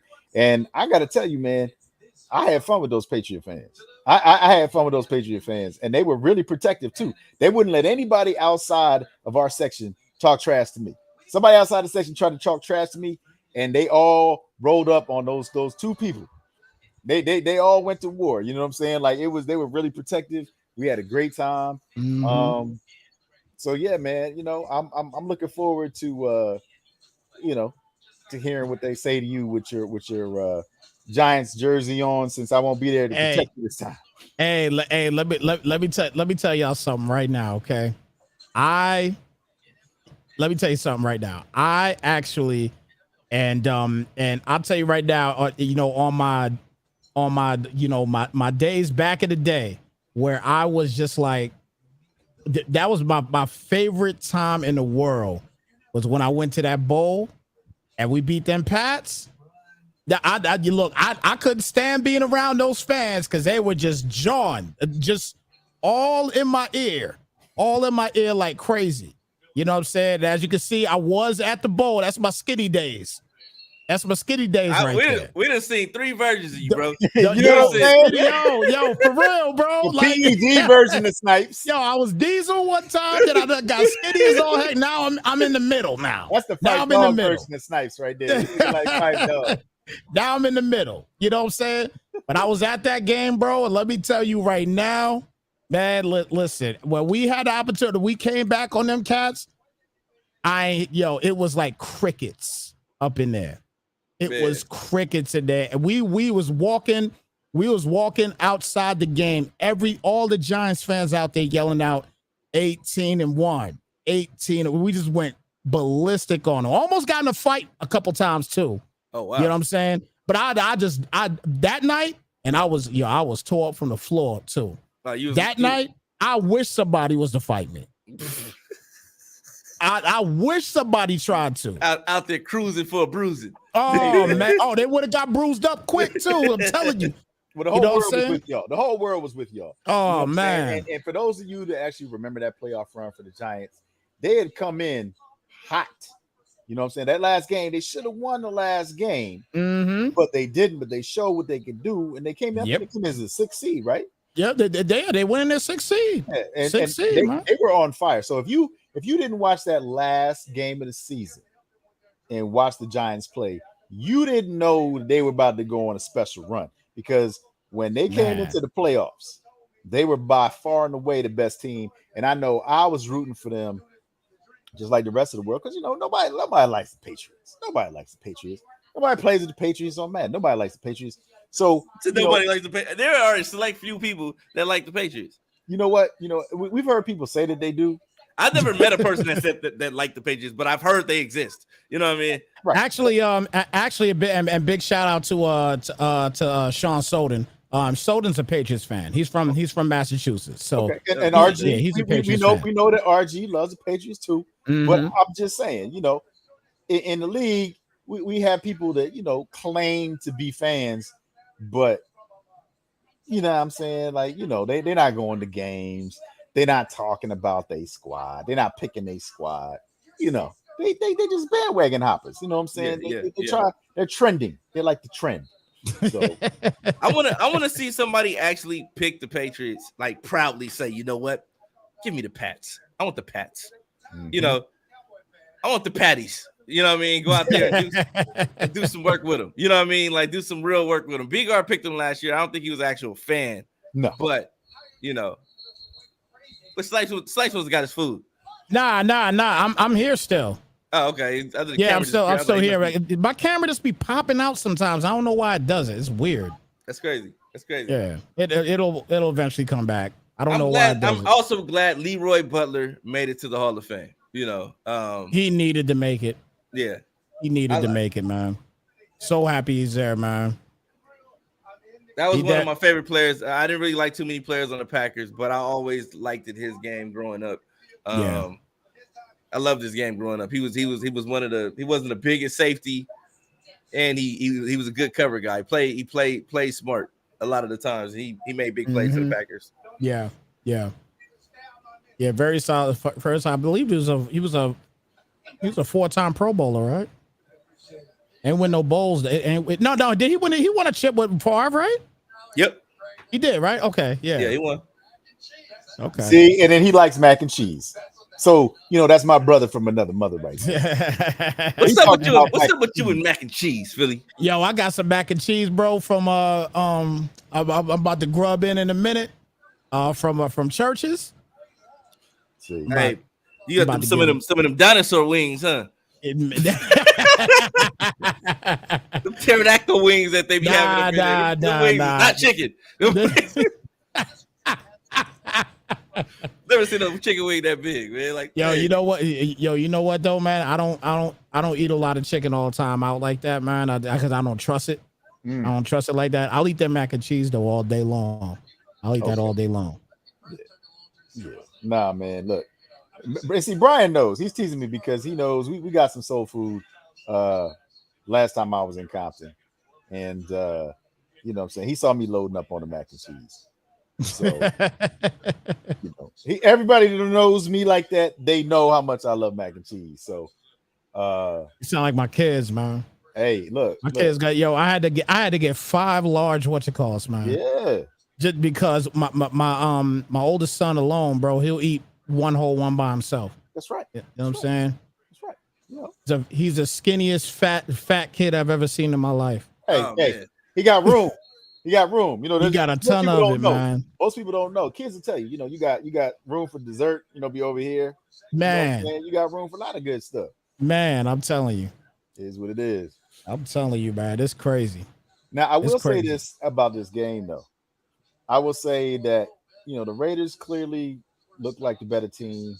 I'm not sure what Doug Peterson is really looking for, because there seem to be a lot of long developing plays. Like the quarterbacks are holding on to the ball too long.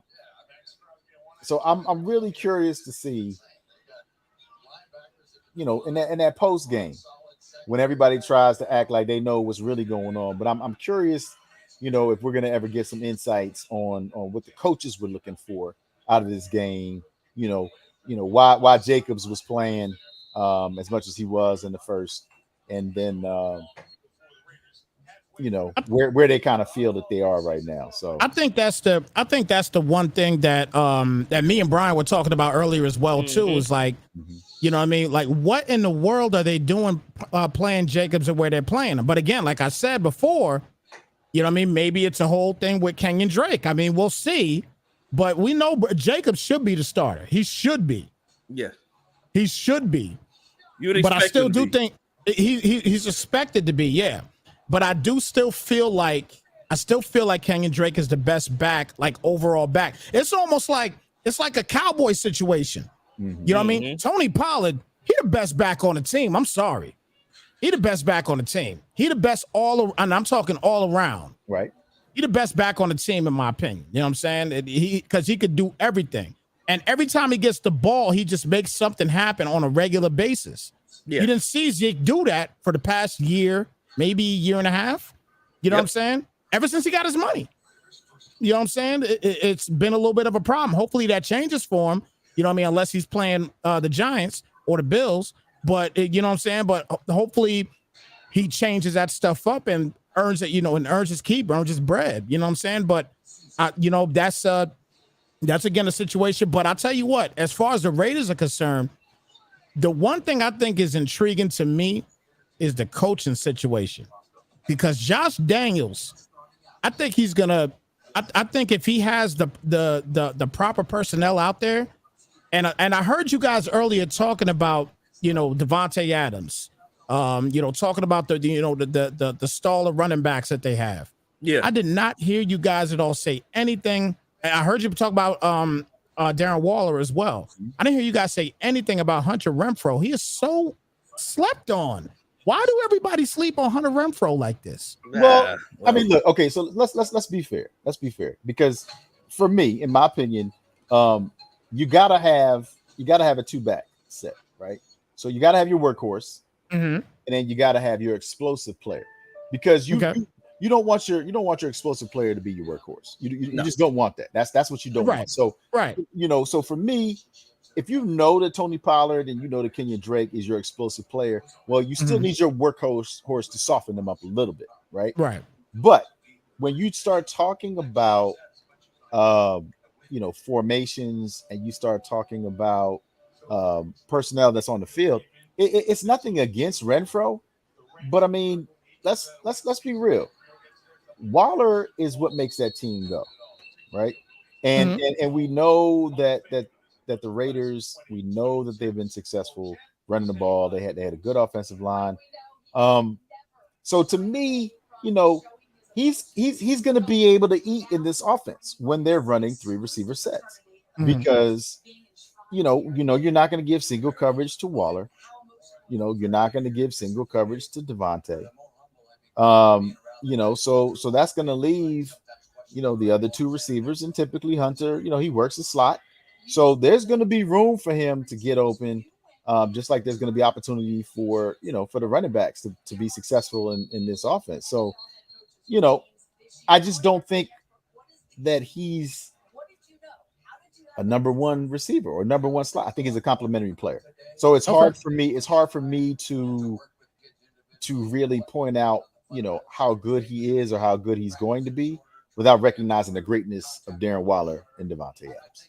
Well, I think, obviously Adams, Waller alone, those alone are just going to be just bonkers. You know what I'm saying? For the offense, as long as Carr keeps his, he keeps everything. You know what I mean? Because he's gonna have to choose who's got to throw the ball to. Somebody's gonna be upset. That's it. I mean, it's a good problem. It's a good problem to have. It's a good problem. You really believe that? You know what? Here's my thing. Devontae Adams, he's coming from Green Bay.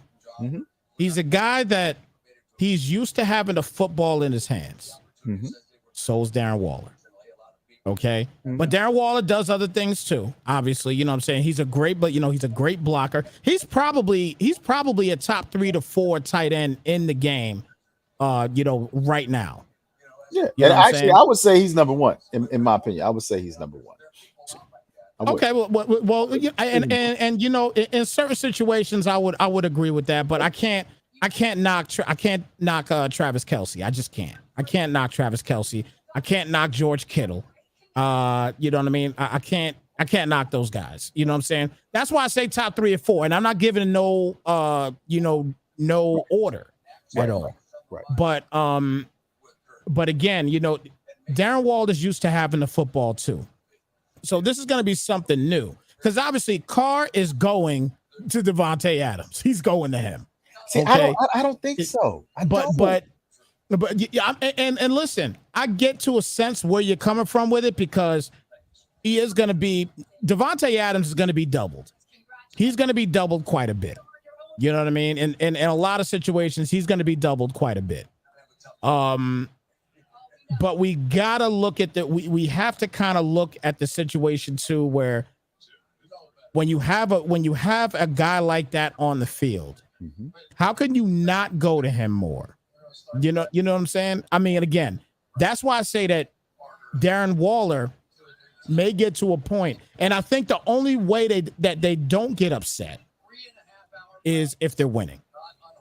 If they're going to Devontae Adams and he's making catches, he's making plays for him and everything, and they're losing, Darren Waller's going to be upset, because he's going to think in his mind, just like any quarterback, any player in general would be, yo, why aren't you throwing the ball to me?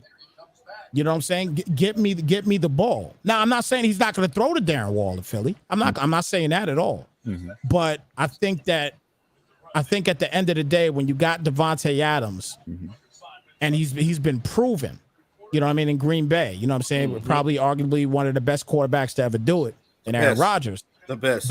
But you know, the bottom line is when you got Devontae, you're gonna throw that ball to Devontae.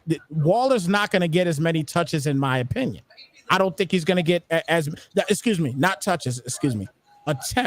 to him.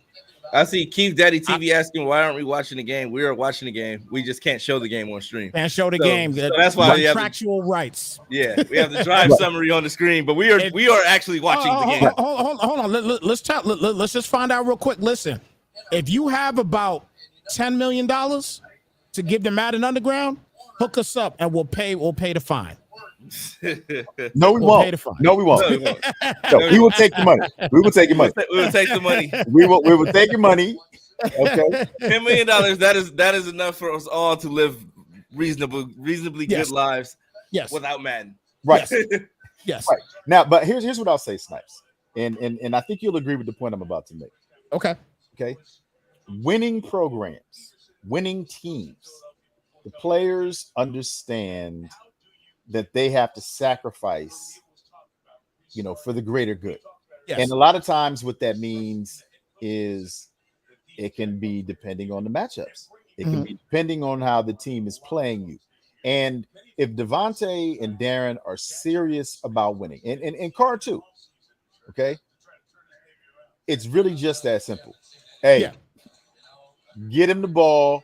You know what I'm saying? There's mismatches. You know what I'm saying? Maybe we'll see them both lined up on the same side of the field, you know, to give better opportunities and better running lanes. You know, I think we're going to see a lot of that. And that's what I'm saying. I would expect for there to be, you know, for Daniels to be extremely creative.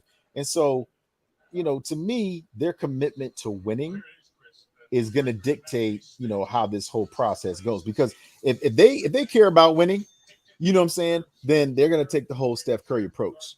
Yeah. Hey, Durant, you can come. You're going to get one-on-one and just do what you do. Yeah. You know what I'm saying? Me and Clay are going to go spot up in the corners and on the wings. And, you know, if they try to W, we're going to hit the shot. But meanwhile, you just go do what you do. And I think that neither one of them has played in a long time. Neither one of them has played with as, you know, a player just as talented as the other. And I would like to think, because I'm all about winning, but I would like to think that they're gonna be like, look, Carr, don't be forcing the ball to neither one of us. You know what I'm saying? I hope that's the case too. Get it to the open dude, and let them eat. Because and I'm gonna bring up a name. Since you know dropping old, you know, montages and throwback pictures and everything with the Giants. I was not surprised. Okay. To see Mario do what he was doing in the Super Bowl, because I knew how talented that brother was. Oh, I knew it too. And I knew that was Bill Belichick was like, you know what? He hasn't been getting the rock. Yeah. So we're going to live and die with this. And that brother had himself a day and he put on a show. But again, Giants fans weren't surprised. People that was watching the Giants and knew who he wasn't surprised. And you know, and so for me, you know, that's really what it comes down to is the teams are going to have to try to take something away. Yeah. And, you know, you're going to see what the, you know, the lesser teams, but let's take a look at the team like the Chargers, right? They're in the same division. A team like the Chargers, pass rush. Yeah. They got a pass rush. Yeah. You know what I'm saying? They got secondary. They're one of the few teams that can match up with the Raiders, you know, and maybe play them a little tighter. You know what I'm saying? You know, maybe the windows are going to be a little bit smaller.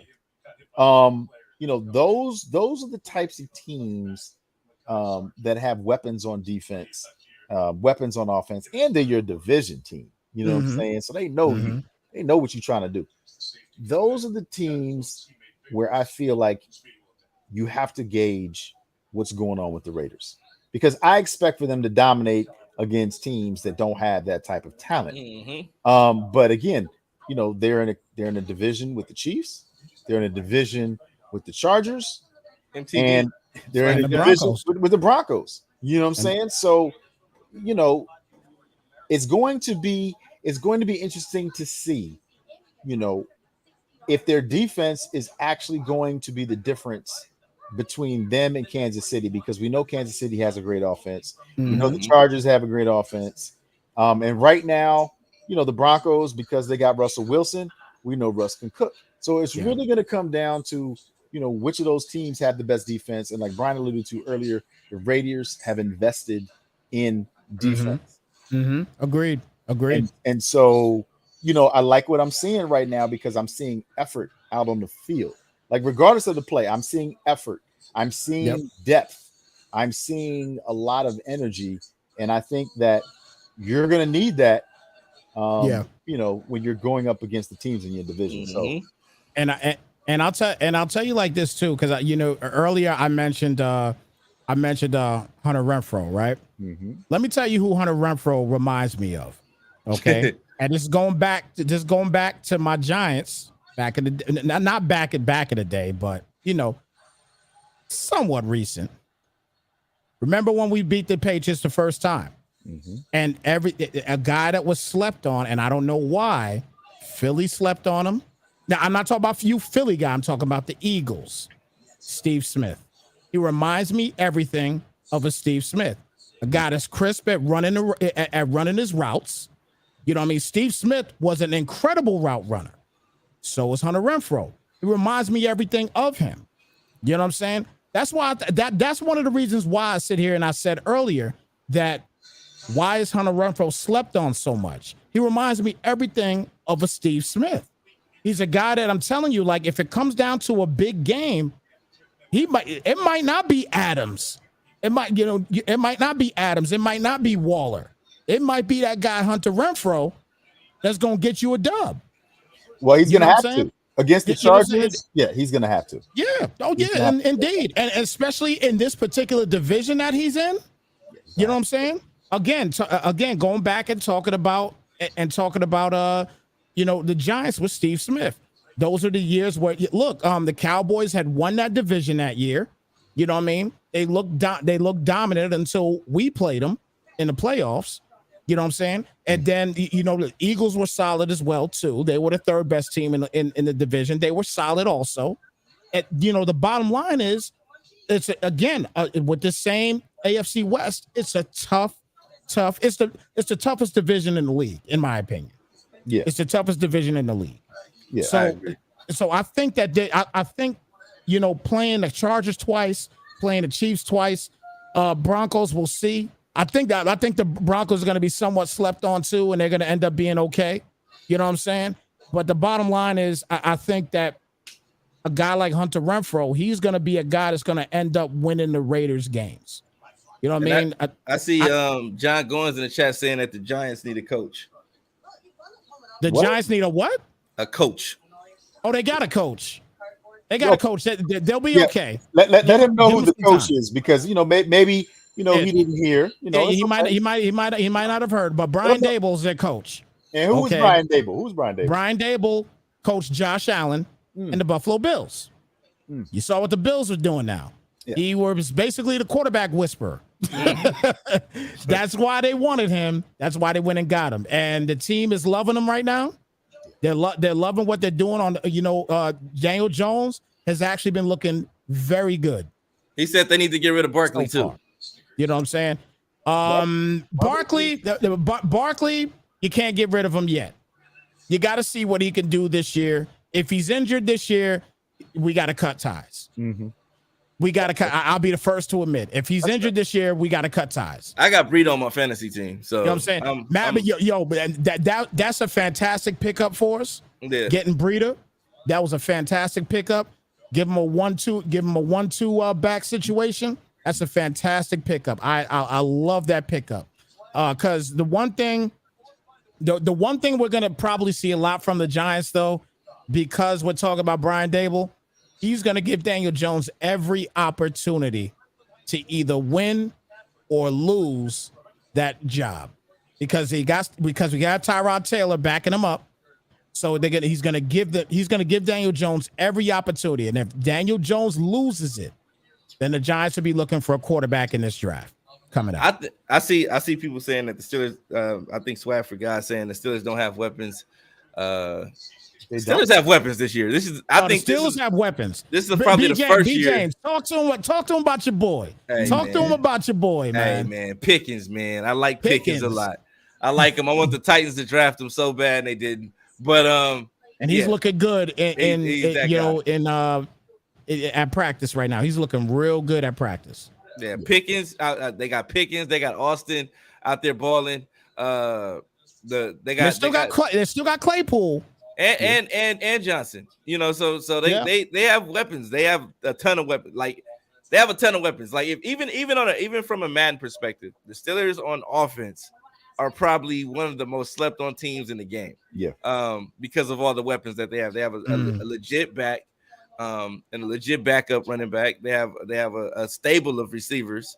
They solidified their offensive line. They got a stout offensive line this year. And then you already know what that defense can do. The pass rush is going to get to you. Yep. So the Steelers are a nice team to have, or a nice team to play with in Madden. But and they got Miles Jack. We forget about Miles Jack. So you got Miles Jack and Bush in that 3-4 now. With White on the outside. Rushing and that's crazy.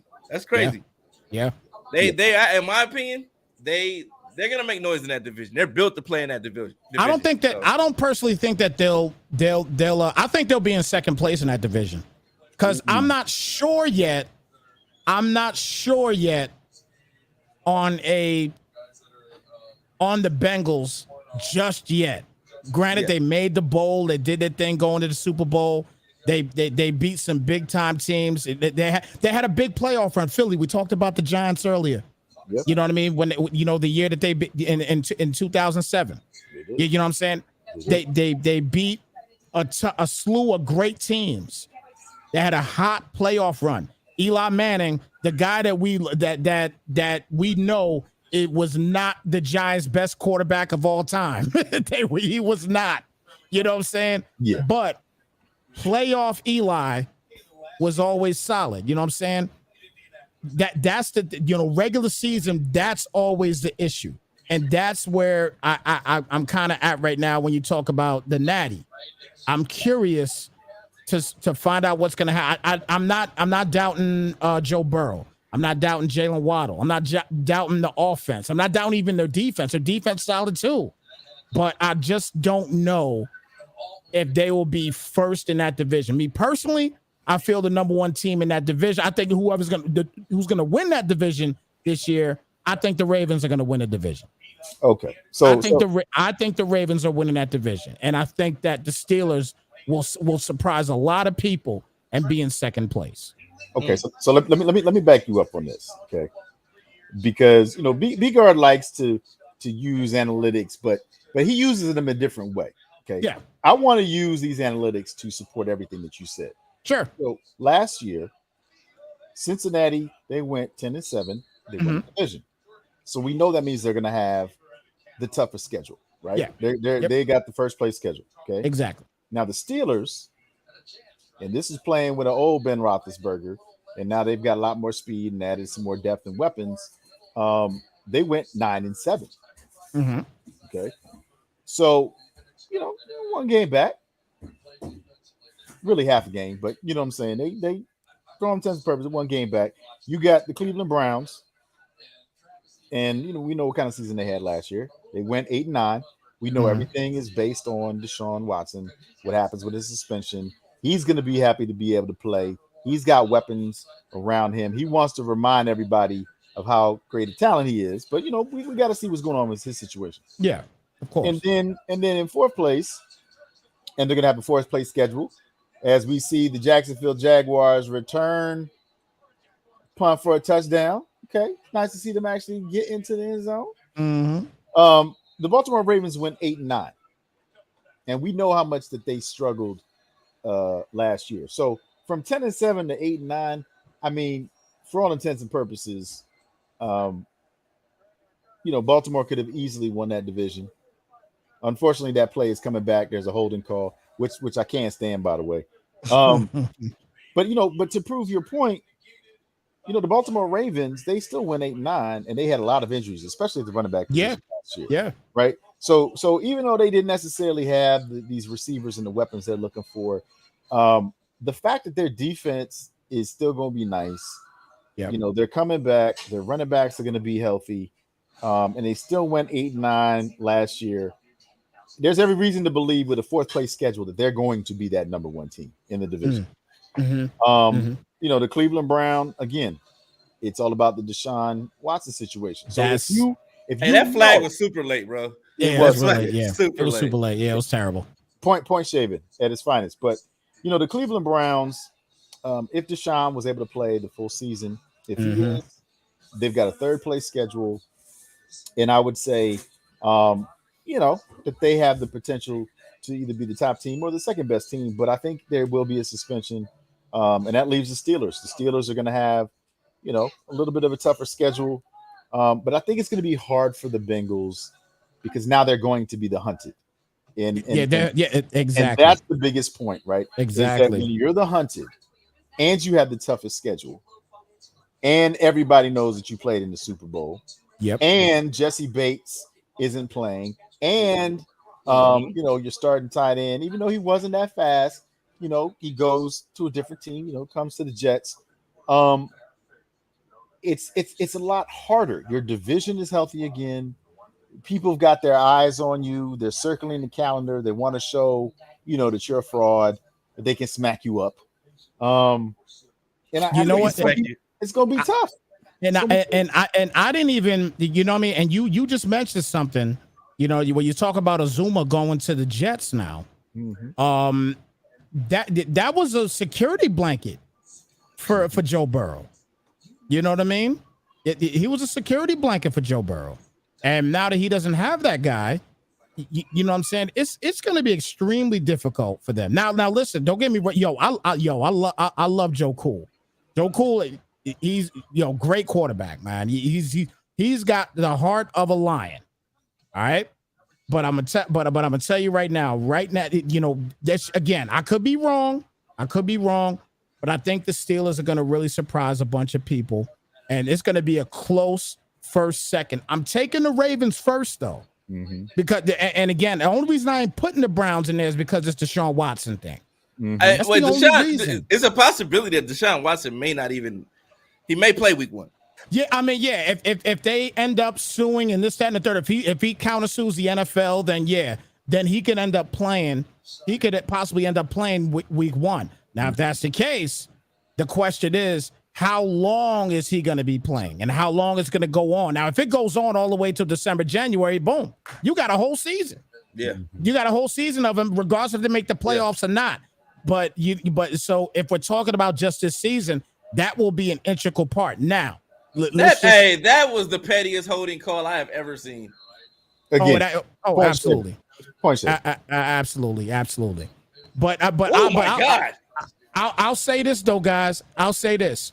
I will say that the bottom line to me, if Deshaun Watson is playing week 1, let's just play that advocate right now. If he's playing week 1,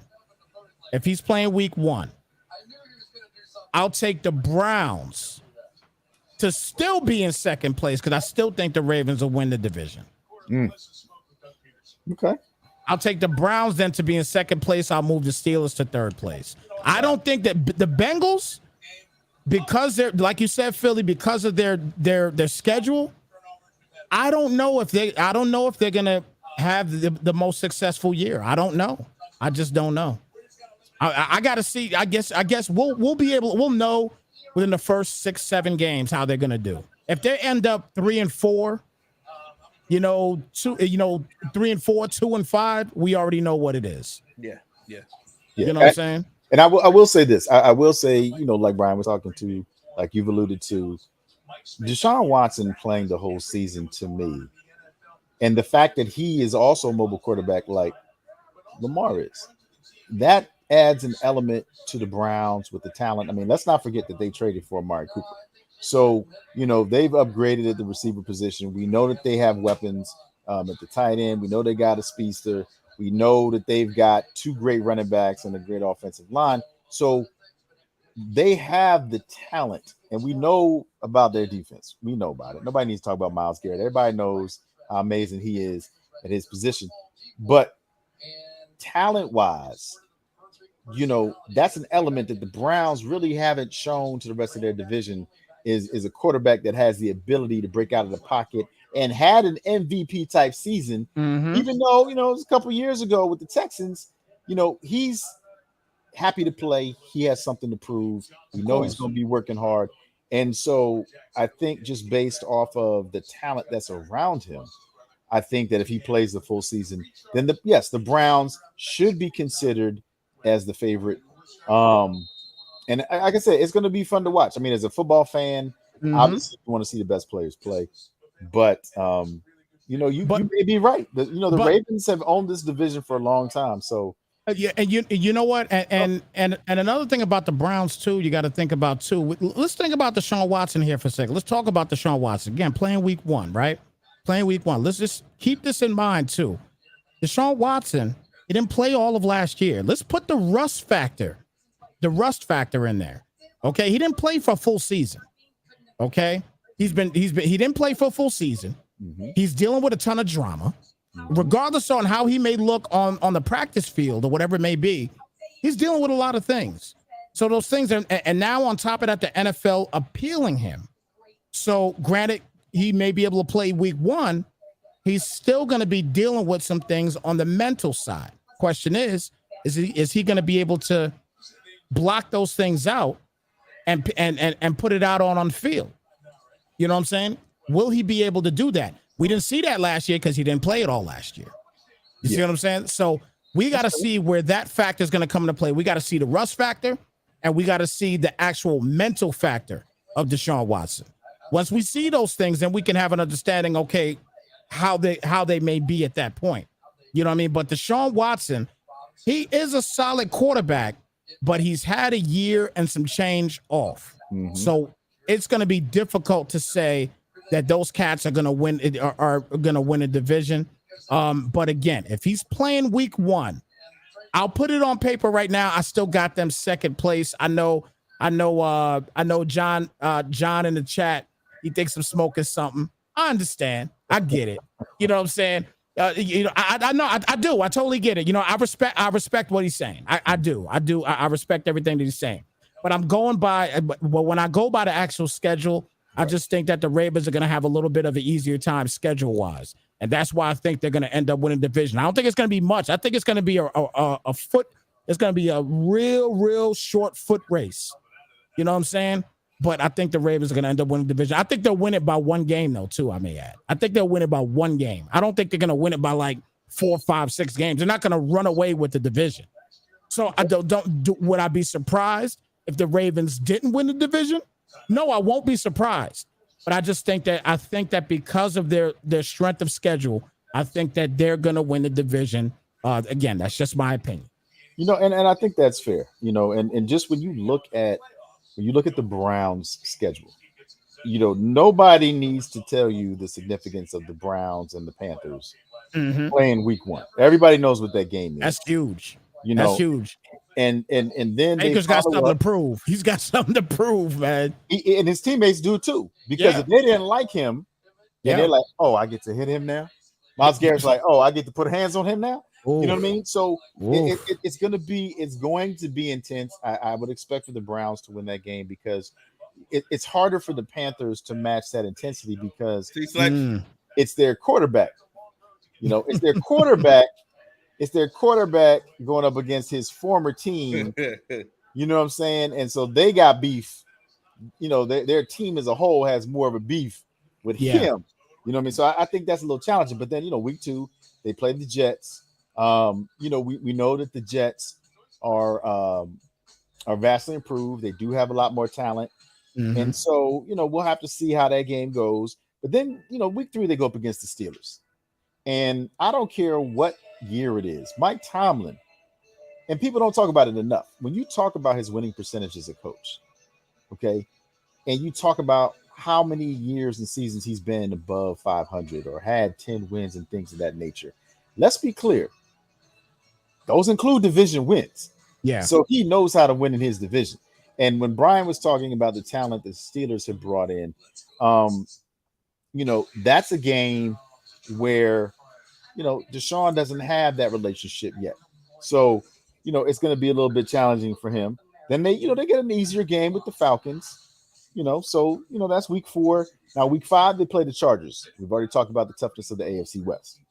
Okay. Mm-hmm. Then they play the Ravens. So you've got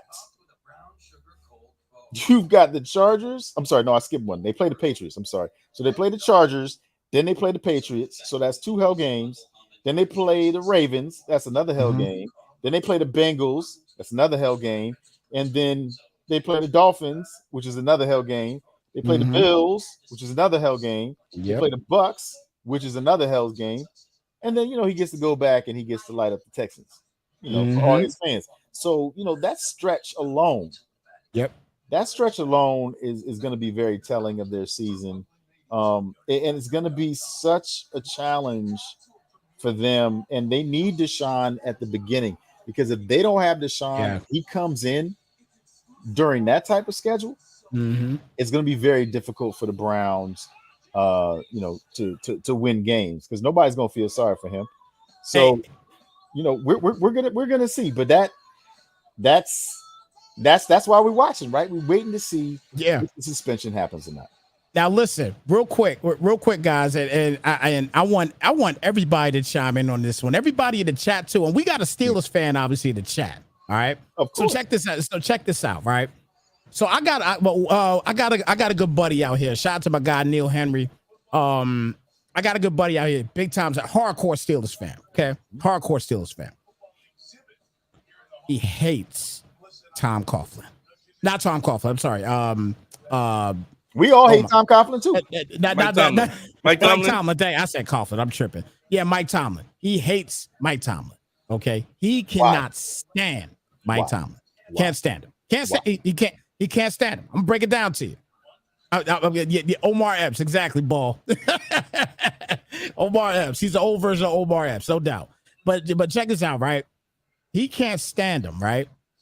Because he feels like what's the nicest way for me to put this? He feels like, first and foremost, he feels like he wasted. Talking about the coach now, he wasted the last years of Ben Roethlisberger. Okay, he feels like he's whoa. Let me finish. Okay. I'm gonna let y'all chime in all day. I'm gonna let y'all chime in, because trust me, I've gone ham on this dude. You hear me? Okay. I've gone ham on him. Okay.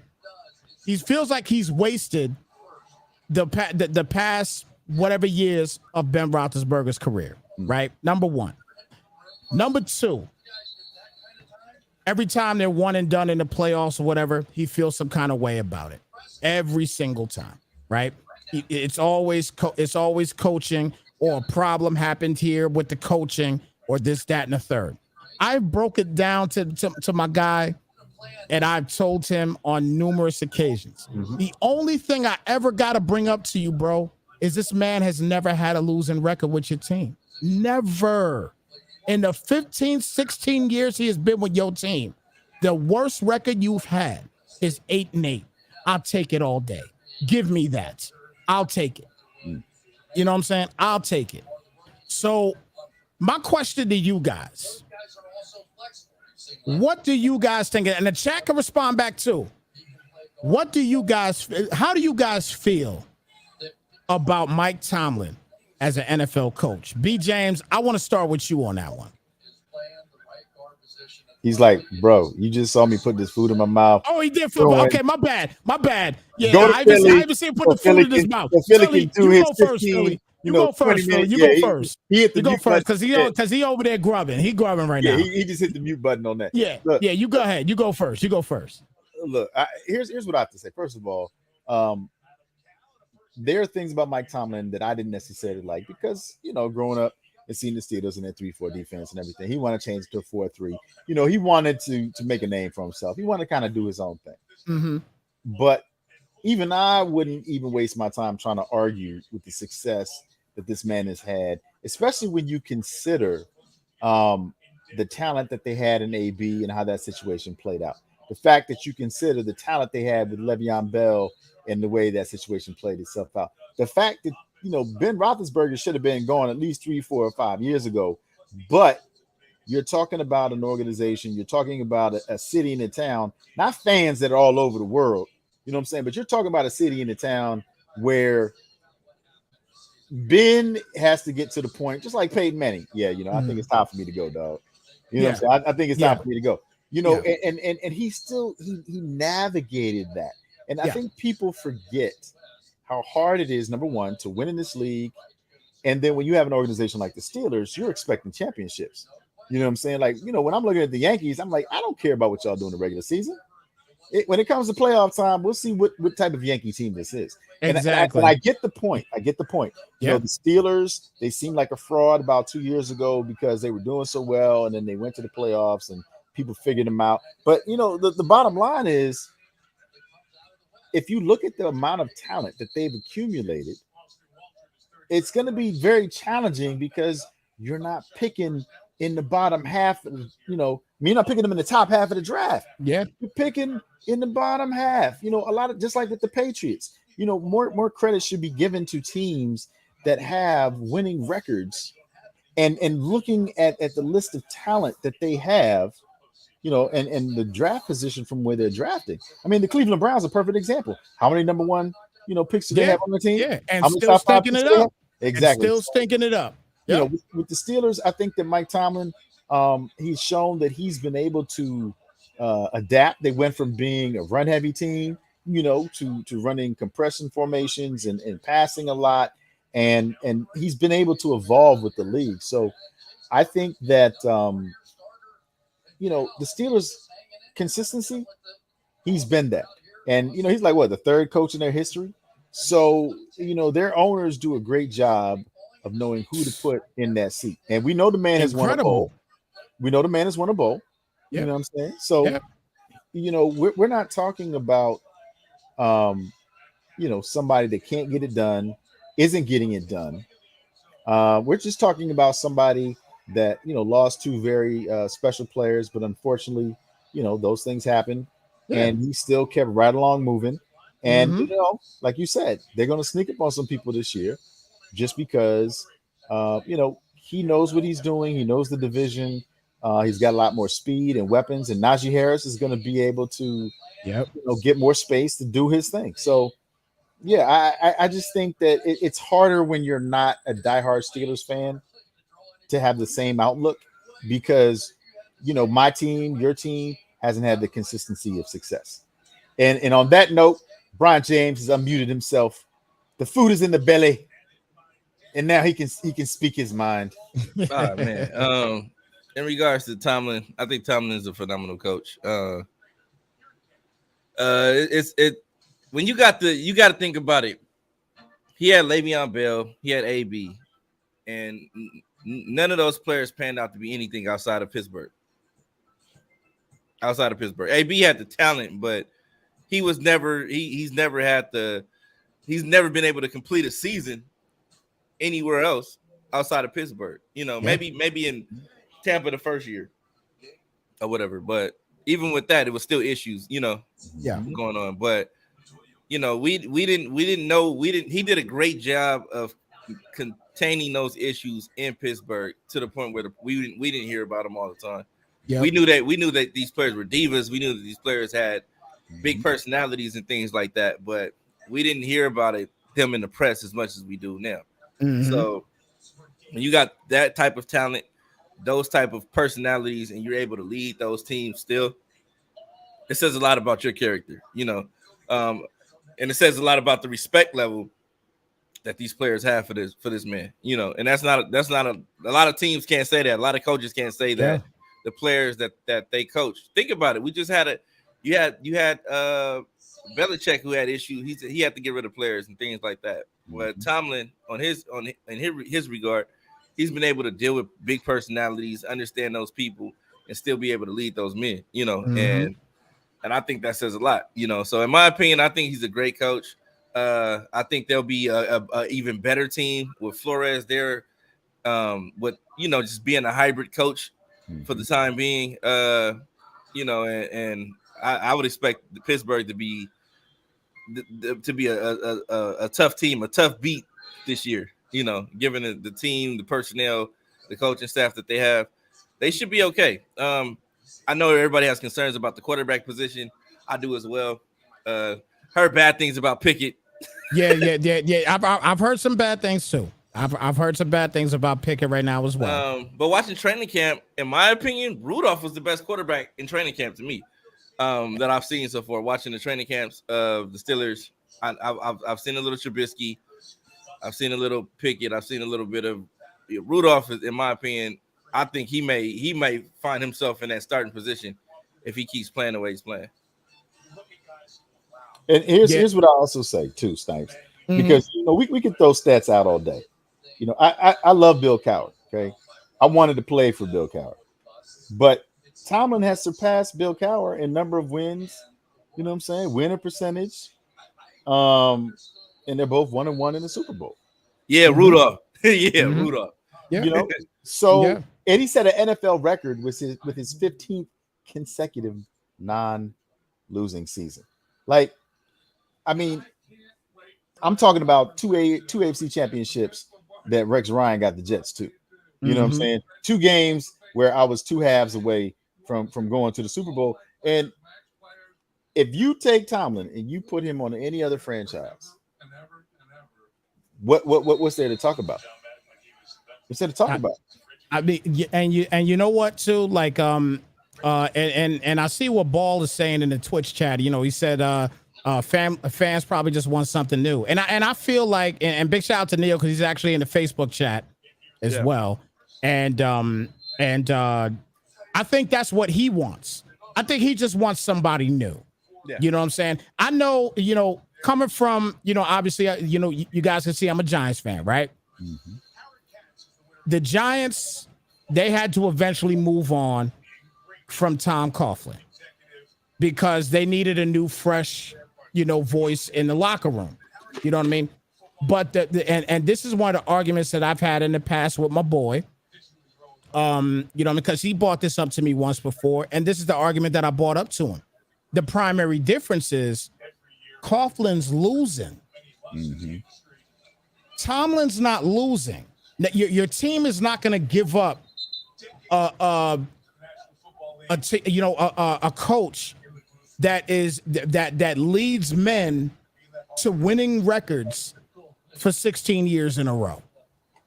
They're not that's like the Patriots right now getting rid of Big Bill Belichick. Is that really going to happen? No. You know what I'm saying? It's not going to happen.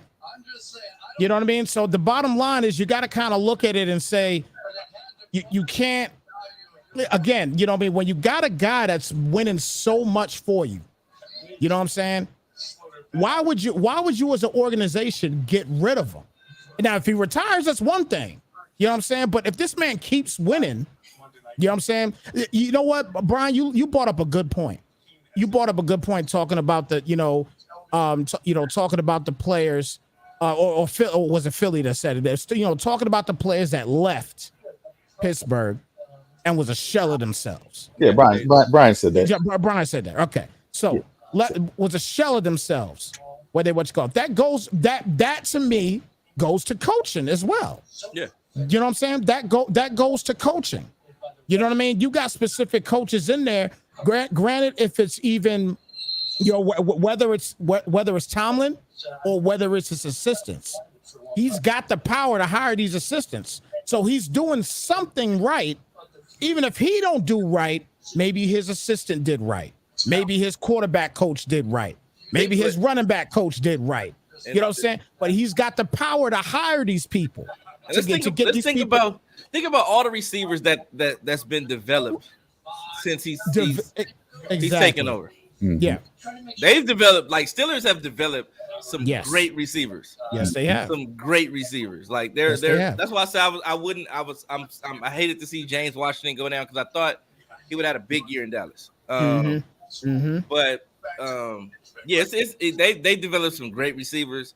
they've developed. They're great at developing D linemen, linebackers. That front seven, they do a remarkable job at developing those positions. That's a great football team in general. It's a great football organization in general. Rich in history. They're rich in history as well. So it's absolutely. Steelers to me. If you want to call somebody, and I know there might be some Cowboy fans in here, but if you really want to call somebody America's team, to me it'd be Pittsburgh. Yeah. If you talk about between them or the Cowboys, I'd take Pittsburgh to be America's team if that's the case. Yeah, definitely. You know what I'm saying? Definitely. But like I said, at the end of the day, man, that you just don't get rid of coaches like that. When they're winning for you, you know what I'm saying? Because now you get this 32 for the Raiders. 32 for the Raiders out here running like a. Yeah. I seen a couple of them that he's been doing. Yeah, he's running like a dog, man. But yeah, you just can't. I mean, that's just the bottom line. Again, shout out to my guy Neil. You know what I'm saying? I had to put that out there because me and him always be going back and forth about this stuff. But the bottom line in the NFL is winning. Period. That's what it is. Definitely. It's winning. If you are winning, they are going to keep you. So, know what I'm saying? So Snipes, with that being, with that being said and in mind, who does he want to replace Tomlin with? That's a great question. He's in the Facebook chat. So Neil, if you can, you tell us, who do you want to replace Mike Tomlin with? Because who's out there to replace him? Like who's really out there to replace him right now? This is Neil's opportunity to defend himself. Yeah, I'm just curious.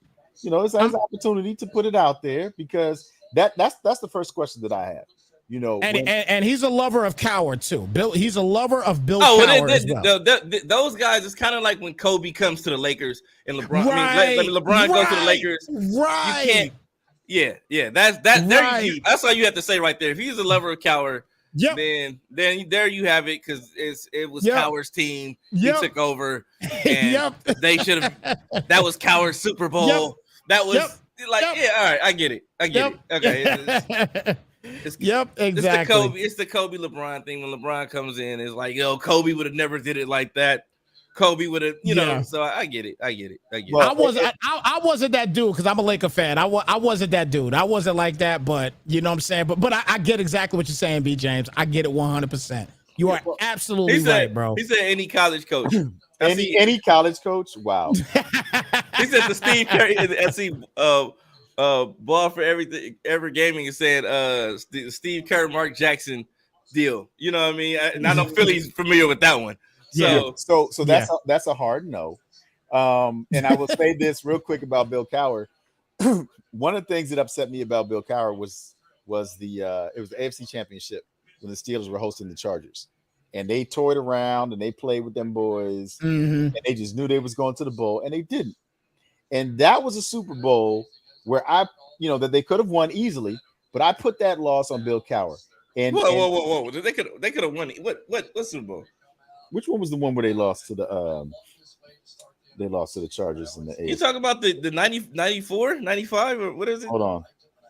Well, 94, 95. That's that because the Chargers were in the Super Bowl when the Cowboys won because Cowboys won in 94, 95. They won 93, 94, 95. No. I think it was the year Deion was on the 49ers. 94, yeah. The 49ers played the Cowboys. I mean the Chargers in the Super Bowl. So in 94? Yeah, it was 94. Yeah, he's right. It's 94. So really? Yeah. 94, man. Yeah. So 94, man. They had Slash. You know what I'm saying? He was doing his thing. Okay. He was doing everything. But think about it. The next year they went to the Super Bowl and they still got slapped. So it didn't even matter. They went to the Super Bowl the following year and Deion put tips on it, went ham in the Super Bowl again. Because Deion locked up, he played receiver, he played corner in the Super Bowl. Then he went to the Cowboys, did the same thing, and then beat up on Bill Cowher Steelers that year too. Yeah, he was out there being a mutt card like he always did. And Larry Brown got the Larry Brown got the biggest contract of his life because of that Super Bowl game. He did. So, but I'm just saying, I just had to put that out there because Tomlin, like I said before, he's had a better record. He's done better. And when you start talking about, replacing people, like you said, Snipes, you just want something new. People forget how hard it is to win in this league, man. And it's not like he can't get over the hump. That's not what we're talking about here. We're not talking. Yeah, I'm talking about wins. Period. Right. We're talking about wins because wins. when Andy Reid was in Philadelphia, he wasn't surrounded with a lot of talent. The one time that they gave Donovan McNabb a receiver, even not in his prime. He wasn't in his prime, man. He was injured, coming off an injury. Both of them was. They made it to the Super Bowl. So, the Steelers, they're not in the same boat where Andy Reid just couldn't get over the hump because he didn't have talent. Because he went to Kansas City, they were like, you know what? You got a home here. Just do what you do. Same thing with the Patriots. Belichick, he came from the Parcells. He came from a lot of great coaching trees, and he was able to build a successful program. But even when Tom Brady in his last season, they didn't have weapons. You know what I'm saying? So yeah, you don't get rid of the coach. You get more weapons. That's what the issue is. The issue is the talent. And if you're winning, like I said before, it's going to be harder for you to get good talent because you're not going to be drafting. And you think about it realistically, the Steelers are a great team. In the last few years, they haven't had the best talent. And they're still winning. Yeah, still winning. Like and they're last year, still winning. Last year, their secondary was atrocious. Yep, atrocious. Like their secondary was hot trash last year. Outside of what's his name? Fitzpatrick, Minkah Fitzpatrick. Yeah, but I'm like, yo, the rest of that, and Sutton had, he sparingly did little things here and there, but now it's getting TJ Watt to rush the QB, which helped him out big time.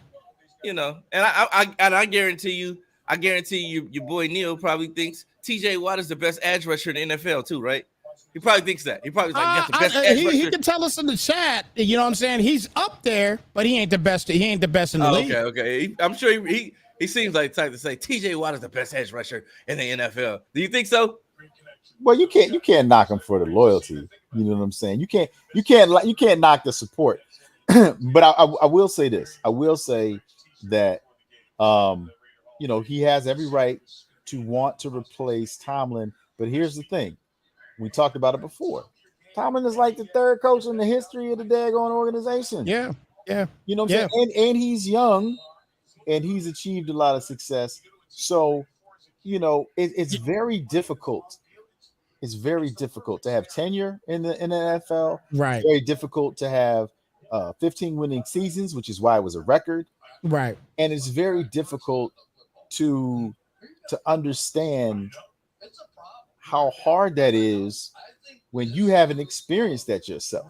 You know what I'm saying? You're talking about, you want to live in a real world and you want to make your own money and you want to pay your own bills. And let me tell you, if you don't have to do that, you don't have to do that. If you're living with your parents, look, chip in.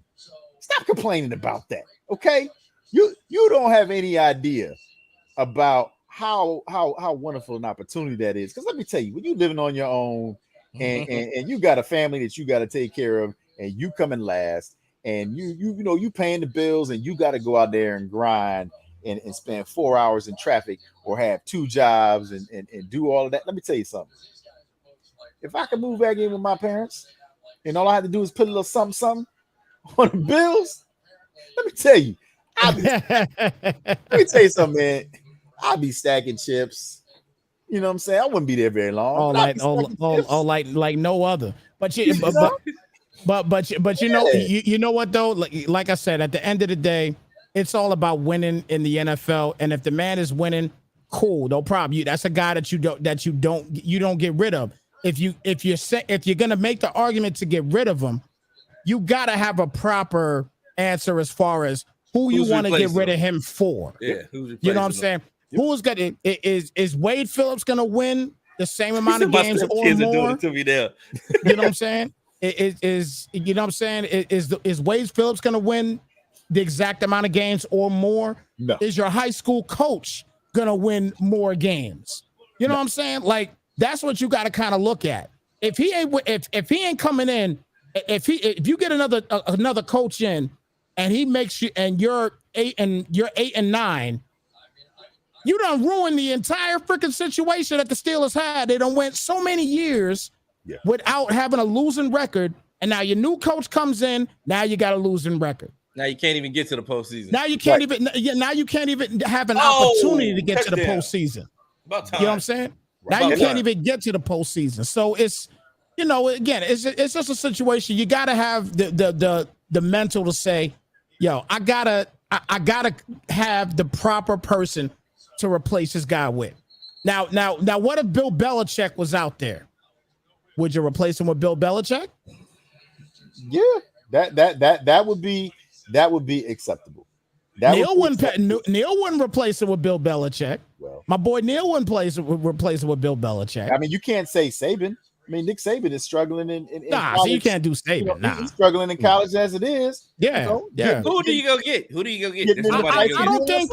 I don't think any college coach right now could come in to the Steelers organization and make them a winning team off rip. You got a guy that is nurtured into the system already, and Mike Tomlin. You keep him there until he's ready to go. You know what I'm saying? Or until he starts losing. If he has one losing season, then I would say, okay, maybe you need to think about it. Yeah. But man, he's done has 16 freaking winning seasons, man. Come on, winning records or 500 records. Yeah. One season, 8-8. Every other season, he's been at least one game over 500. I mean, you can't get rid of that. There's no way. You can't get rid of that. You could, but it wouldn't behoove you to do so. No. Yeah, you could get rid of it, but it doesn't make sense to do that. It doesn't make sense. How would your all of your fans, I mean, granted, some fans, they'll be so happy about it. But then when they start losing the next year, then they're gonna think in their head like it's almost, I ain't even gonna bring that up because I don't want to get on to no politics. I don't want to do that. No, but you bring up a good point, right? You're talking about consistency. You're talking about winning, and I don't think that the spotlight is greater on any team outside of the Buffalo Bills than the Raiders, because John Madden passed away. Mm-hmm. You got yourself some new weapons. You got a new defense. Mm-hmm. And, when you talk about America's team, the one thing that we know about America is they love a good story. Yeah. And if the Raiders can put everything together and be that AFC representative or favorite to win the Super Bowl, America will be behind you. That is the type of emotional closure that's necessary in football. And I think that sometimes, whether you're rooting for this team or not, you just know. Yep. Like even with the Warriors, it's like, look, you knew what Klay Thompson went through. You definitely understood how hard that was. You saw when Klay got hurt in the finals. You saw when Durant got hurt in the finals.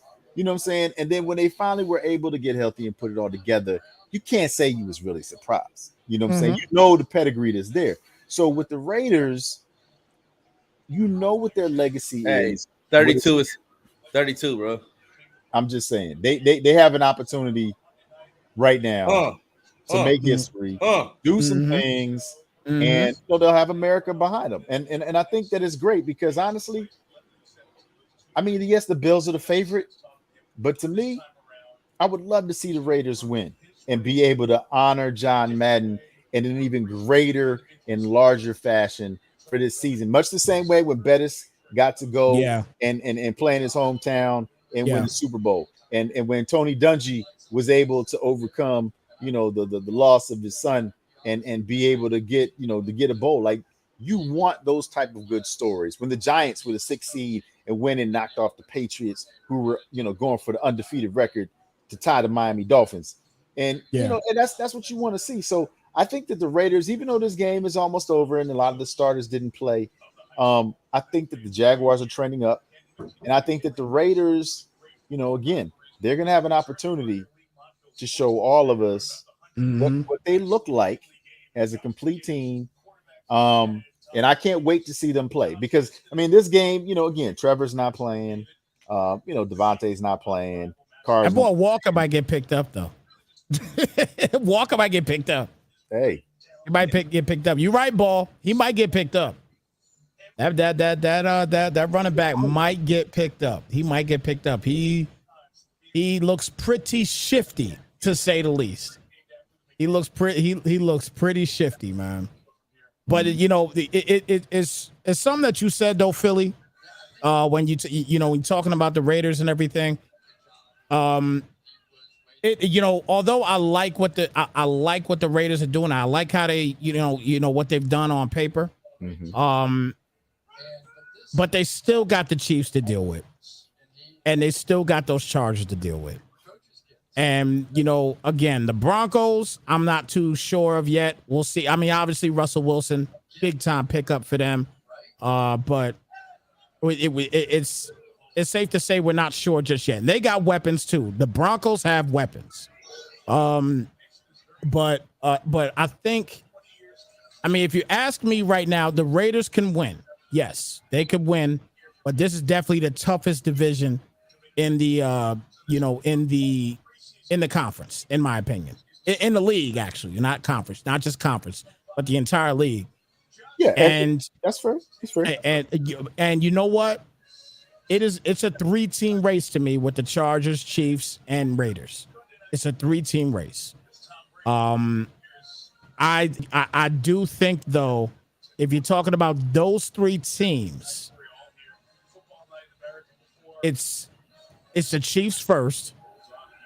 The Chiefs are going to be first, and I would probably take the Chargers second.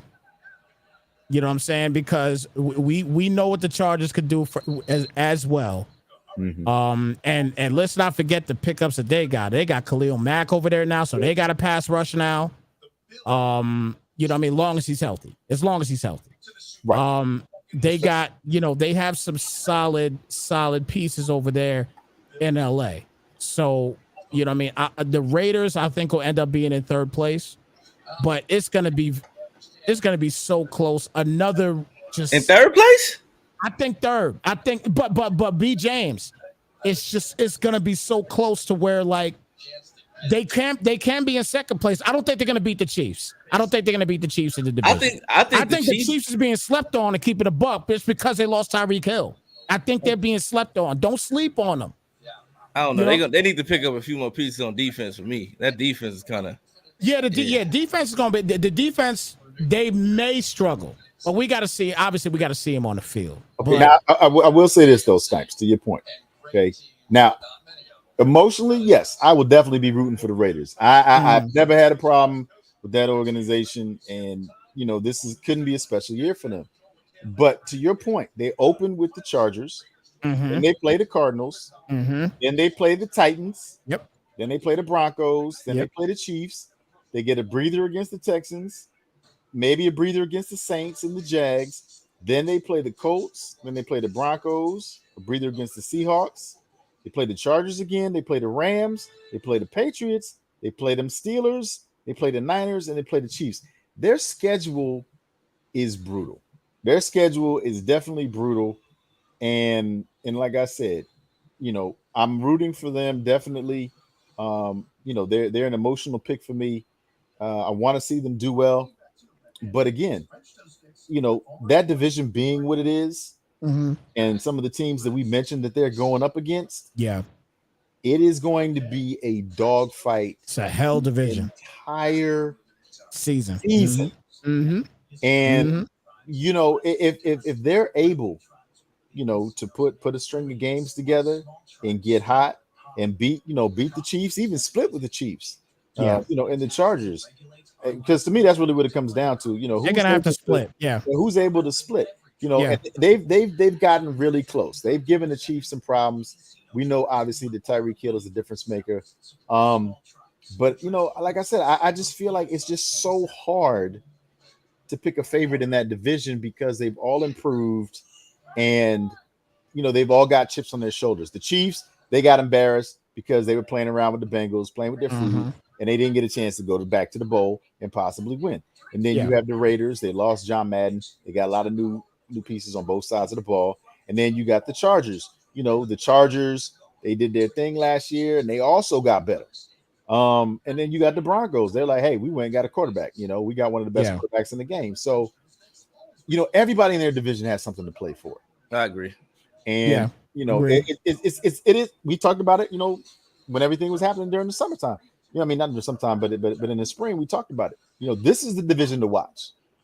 You can watch any one of these teams play, especially when they play each other, and you won't be disappointed. Oh, Sunday ticket on deck.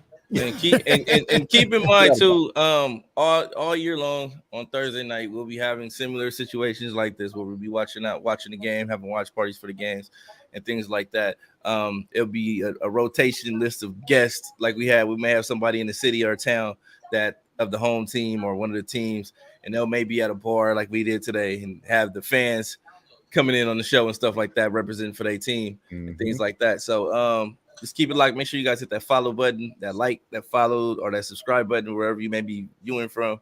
If you're on YouTube, Facebook, Twitch, Twitter, or wherever else you may be watching from. We appreciate your viewership, and make sure you check out the podcast every Wednesday, 5 p.m. Pacific, 8 p.m. Eastern.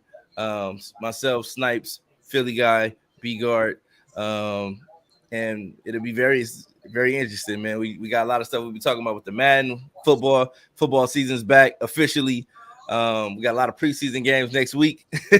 Yeah. So, you know, you get to see our favorite teams play next week. So, you know, and like I said, if you're anybody interested in going to a training camp in the area, DM us on Twitter at UG Madden, and we'll get you situated so that we can get you to a training camp, and maybe you can send us footage of your experience there and we can share it. So make sure you guys keep it locked, and we'll see you guys Wednesday, 5 p.m. Pacific, 8 p.m. Eastern.